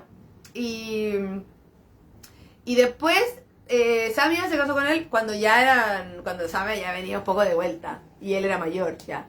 Ya había pasado muchas cosas. Eso sí que es ser amiga. ¿Viste? Ya, Joda Sultán, muy importante también, cantante, búsquenla, están en Spotify. Ella hacía personajes muy dulces, maternales, como que eso era un poco su target. Era de familia de artistas, también. Y tiene una nieta que es actriz, que ahora es muy famosa en películas, se llama Nahedel Sabay. Ya, y dejé para el final, ¿lo tengo? ¿Me faltan? Ah, Levleva. Levleva era después fue animadora. Ella tenía unas hermanas que cuando chicas hacían unas cosas medio chistosas. Y después fue actriz y después fue animadora. Sí. Levleva. Ya, vamos a quedarnos con... Uy, qué tarde hoy día, perdón, me fui en bola, pero... porque el tema daba para mucho. Y dejé para el final a la Cenicienta del cine árabe, del cine egipcio, que es Suad Hosni. ¿Nagam Hassani? ¿Nagam Hassani está viendo esto? Hello, Nagam. It's a pleasure for me que tú estés aquí. Oh my God. Nagam Hassani es de Gawasi. ¿Será ella de verdad? ¡Oh! Y yo hablando de la Suad Hosni, no sé qué iba a pensar. Bueno. Bueno, Suad Hosni, hay una serie sobre su vida. Yo pude ver un poquito de eso también. Y hay muchas cosas sobre ella. Ella fue un absoluto ícono de belleza. De hecho, hay un artículo en el Egypt Today que se llama Las 10 razones por las que amamos a Suad Hosni. Esa onda. Muy adelantada a sus tiempos, osada. Nació en Átaba, en un lugar popular en Egipto. Empezó muy chica y era de familia artista. Su papá era calígrafo y su papá era medio intelectual y vio muy como que no le gustó mucho esto, que la niña se metiera en este mundo un poco superficial, y ella siguió adelante y hizo un trabajo muy bueno. Incluso partió en un programa, aquí estoy mirando, que partió en un programa infantil, imagínense, partió cantando en un programa infantil. Hizo casi 90 películas, la mayoría entre el 1960 y 1970. Y fue nuera de Laila Murad, fíjense, también. ¿Hablamos de Laila Murad? Parece que no. Laila Murad, muy importante. Bueno, y ella le pasó algo intenso. Yo creo que como toda la gente ahí, muy artista, muy genial, con muchas emociones, es bien intensa, ¿no? Bueno, y ella tuvo una enfermedad, le declararon una enfermedad a la columna, y su salud se empezó a deteriorar cada vez más, tuvo que dejar de actuar, y no lo soportó. O sea, no se sabe qué pasó. El asunto es que ella se cayó del departamento de su mejor amiga en Londres. El asunto es que hay gente que dice que se suicidó. La investigación dice que se suicidó, pero hay gente que dice que no. O sea, otra vez, como lo que pasó con Asmahan, ¿se acuerdan? Que también lo hablamos. Podemos hablar de eso, como de los mitos de como los mitos de la farándula y de ciertas cosas como casi como crímenes policiales. como es la crónica policial dentro del arte y de las bailarinas y de los músicos en Egipto. Porque hay muchos mitos, pues, como de muertes y cosas que pasaron. Con ella igual, pues, hay gente que dicen que la mataron, y dicen que la mataron a Suad Hosni, a pesar, aunque el informe oficial dice que se suicidó. Pero encontraron, por ejemplo, un zapato de ella en el balcón, donde se cayó, y otro en el baño. Eso quiere decir que la arrastraron. Puede querer decir. Y otras cosas más. Bueno, pero el argumento principal para decir que la mataron es que ella grababa sus memorias en un cassette. Todos los días grababa. Y contaba lo que había vivido con mucha gente. Entre ellos, gente muy famosa. Como Hosni Mubarak. Incluso Abdel Halim Hafiz, con quien tuvo como una affair, un amorío, y como que no, al final no funcionó. Y ella más encima, el día que se cae por el balcón, es el mismo día que era el cumpleaños de Abdel Halim Hafiz. Entonces también hay una teoría que dice que no, como que era por nostalgia. Terrible, pues, no se sabe finalmente. Otros dicen que se suicidó porque no soportó la enfermedad. Que no soportó, porque no, ella no estaba dispuesta como a seguir deteriorándose y a sufrir así. No sabemos. Pero todas la amaban, era ahí como ícono de belleza, ícono de moda, muy osada, muy adelantada a sus tiempos, jugaba perfecto con los límites de lo permitido, no permitido, muy buena. Hizo muchas películas y hizo películas, o sea, hizo roles de todo, también de abusada, de violada, de todos, de niña aristocrática, del pueblo, de todo, de todo. Y hay una escena en que baila un baladi, Dios mío, santo señor. Para mí es como mi mayor inspiración del baladi. No es bailarina profesional, entonces, hermoso material. Hizo hasta de hombre.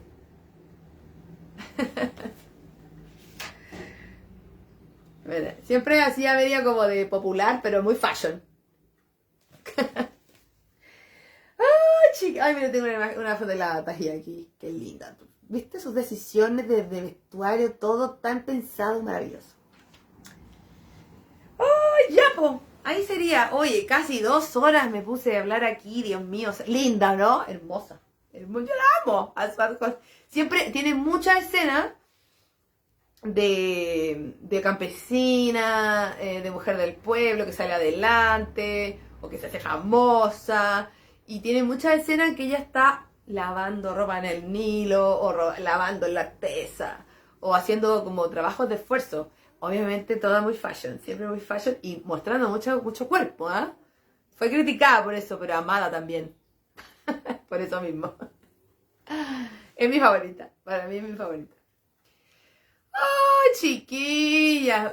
Como les decía, casi 2 horas hablando de esto, no puedo creer. Y me quedaron un montón de cosas afuera. Pero bueno, como les digo siempre en los lives, esto no es una charla absolutamente exhaustiva, no es una clase magistral, sino que es una conversación en base a mis intereses, a mis gustos, a mis pasiones, ligadas siempre, vinculadas con la danza que bailamos, que a todas nos apasiona, porque yo creo que todo nos da luces, nos puede hablar de la idiosincrasia y del espíritu de esta gente que finalmente representamos a través de su danza y de su música. Así que espero que hayan descubierto cosas, a personas, que hayan... de nada. Espero que hayan anotado cositas para ir a ver, ¿sí? Kulthum, la primera película de Kulthum. ¿Qué quieres preguntarme? Dime. Respecto de la película de Kulthum, dime, Pau. Decime. Sí, a Kulthum no le gustaba mucho hacer películas, ¿eh? No le gustó, se agradece todo lo que... De nada, yo feliz. Mira, ahí está la escena de esa que les dije, Cairo Station. Que él está como afilando el cuchillo para matar a la niña, porque no lo pesca. ¡Oh, qué miedo! ¿Dónde verla? Oh, no sé. Es que, viste, yo les dije, porque yo no soy buena para eso. Ayuden las otras. Pero yo creo, investiguen, buceen. Yo no soy buena para eso, debo decirlo. Pero de más que la encuentren. O un pedazo, por lo menos. Esa no la tengo en DVD. Puchao, en MP4, no la tengo. No la tengo. ¿Algo más que quieran comentar? Vayan diciendo. De nada. Hola Aldita, qué linda la Aldita. Todo contexto, eso. Todo contexto sumo para la danza, ¿cierto? ¿Para qué? Para que al final una misma... la primera está preguntando la Pau, yo creo, ¿o no? ¿Estás preguntando por la del 30 y tanto, 33, Pau? Yo creo que está preguntando por la primera, sí. Sí. Pero la Cota yo creo que cacha. ¡Háblale! ¡Ay, la Leslie! Se manda un coso. Me encantan. Son tan pro. Me caen tan bien. ¿Qué pusiste, Leslie? Ambas.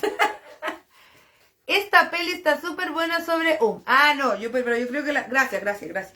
Pero yo creo que la Pau está preguntando por la primera película de Sí, ella sabe, estoy seguro. Sí. Voy a hacer la lista, porque como que ahora les dije muchas al pasar y les dije algunas actuales y les hablé también de algunas que no son de las musicales. Pero voy a hacer una listita y la voy a poner. Yo creo que en el muro se pueden poner documentos. Nunca he probado eso. Como en los grupos de Facebook. Como en los grupos, en los grupos se puede poner documentos en el post. Mira, no sé. Yo creo que sí. Nunca he visto a alguien que ponga un PDF o algo así. Vamos a intentarlo, ¿ya? Porque, claro, aquí hay un material muy interesante, muy bonito. Me acuerdo que yo dudé, caleta, de comprarme este libro o no, porque ya estaba llena. Y eso que yo cuando viajo dejo toda la ropa y me vengo con lo opuesto. Y este es pesadito, po. Pero me lo traje en la mano. Y todo lo vi 1000 veces. Todo el viaje. Four Girls and Officer, por ejemplo. Mira, esta de la Naima. Les vamos a mostrar. Este es un bonus track. Mira. Bonus track. Esta es A Rumor of Love. De Suad Hosni y Omar Sharif.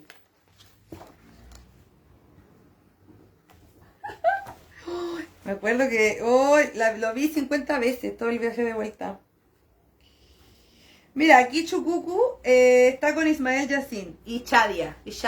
Y Chucucu todavía no está con el personaje.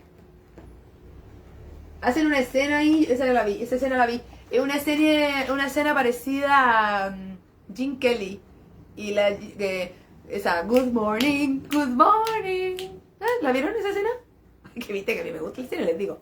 Que bailan y como que hacen un paso que pisan un sillón y se caen para el otro lado. Ya, bueno, hacen una danza muy parecida. Ahí. Y después hacen una cosa media como aludiendo al flamenco, muy chistoso. Muy buena esta escena. Buena esta película. Voy a hacer una mención también, no puedo dejar de hacer. Ah, esta actriz también es famosa. Fairuz, pero no la Fairuz libanesa cantante. También es famosa. Estaba buscando otra de Shadia. Linda la imagen, hermosa, ¿no? Creo que esto como de las imágenes hablan por sí solas, más que 1000 palabras, ¿o no? Voy a hacer una mención a Mohamed El Sayed. Mohamed El Sayed, en sus tiempos libres, cuando ha estado acá y cuando hemos tenido clases y giras, etcétera, en sus tiempos libres, él siempre ve cosas de Egipto, ya sea noticias, videos o películas. Y ve películas antiguas. Y muchas de estas cosas yo las fui descubriendo con él también. Y él me contaba lo que para él significaban, desde Chucuco para adelante, como que eran parte de su imaginario. Como para nosotras ciertas cosas, como, no sé, el Chavo, no sé. Para él es parte de su vida y representan ciertas cosas también desde su contexto. Yo reconozco y le doy las gracias a Mohamed porque fui a veces era muy insistente porque el pobre quería entretenerse y no quería hacer una charla sobre el asunto y como que yo lo forzaba un poco que me contara y me explicara quién era la persona que estaba viendo y qué onda y entonces le agradezco también toda esa información que me motivó un montón. Pigeon of Peace. Ay, qué lindo se ve la Mani Moniva aquí, miren. Sí.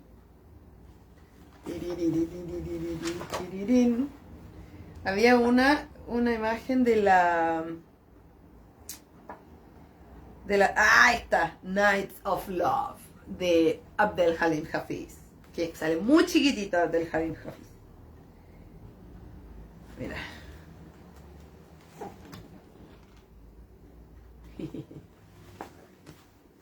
Qué entretenido. Sad Hosni también. The $7. Esa película es buena también. Joda Sultán, ¿viste? Y el Salah Zulfikar, el del bigote. A mí me pasa que, claro, hay gente que me dice, oye, ¿cómo te aprendes los nombres? Es que, ¿sabéis qué? Yo siempre asocio con cosas de mi cultura popular. Como que hay gente que para mí es la Maite Montenegro, otra es la Gloria Benavides. Como que otra gente es como más, como del cine así, más intelectual. No sé, como que las voy asociando así. Por eso me acuerdo. Qué loco. Ya, llevamos 2 horas. No puedo creer. Sean libres para que vayan a almorzar, por favor. Como yo hoy día en mi día libre, insisto. No, igual tengo un ensayo en la tarde. ¿Ensayo para qué? Para las obras que estamos preparando. No se olviden, en enero viene el estreno. Hoy. Ahí nos creemos que estamos haciendo películas. Ya no está, cada vez bailamos menos. Me encanta, estaba tan bonito y las grabaciones presenciales. Mira, ahí justo apareció la Ingrid, la protagonista del harem, que se mandó una escena, Dios mío, digna de Swat Hosni. Aprovecho de mandarle un agradecimiento y todo un reconocimiento a mi alumna por toda su entrega y por toda su disposición a mis locuras, que en realidad yo creo que a veces como que ni cachan mucho qué está pasando. Pero... porque además es un trabajo en equipo que cuesta, porque a distancia y son muchas ciudades, muchos países incluso, entonces me hace muy feliz. Les quiero decir que muchas gracias. Ahí verán nuestra super serie, nuestra película de... Ya, que estén muy bien, un abrazo. No me acuerdo qué tema hay la otra semana, pero para solucionar eso almorzaré escuchándote, dice la Pame. Hola Pame, ya. Los temas de los live de noviembre ya están en mi portada. Estarán en un afiche en mi portada de Facebook. Así que ahí los pueden ver. ¿Sí? Pero vamos a hablar de los cabaret pioneros, no me acuerdo el orden, pero vamos a hablar de los cabaret pioneros en Occidente, que visibilizaron a las bailarinas de danza oriental, como en Londres y en Estados Unidos, en varias partes de Estados Unidos. Vamos a hacer una discusión, debate, sobre esta cosa de los estilos, del libanés, el egipcio, el turco, qué significa, a qué alude, cuán preciso es, cuáles son las variables que maneja, etcétera, que se manejan para distinguirlos, etc. Así, esos temas vienen. Y les reitero que me manden propuestas de temas, por favor, porque hoy día es el live número 86 y ya... Como que, no, igual se me ocurren cosas todavía, pero si queremos seguir en esto, por favor, propongan. Yo haciendo más películas que Samia entre tú y la Conde. Ay, pero más que Samia, más que Tajía. Tajía hizo como 200, ¿no? Dicen, no sé si están ciertos, pero bueno. Ya, chiquillas, muchos cariños, muchos abrazos, buen fin de semana y nos vemos el otro miércoles. La próxima semana volvemos el miércoles, ¿sí? Besito, gracias, chao.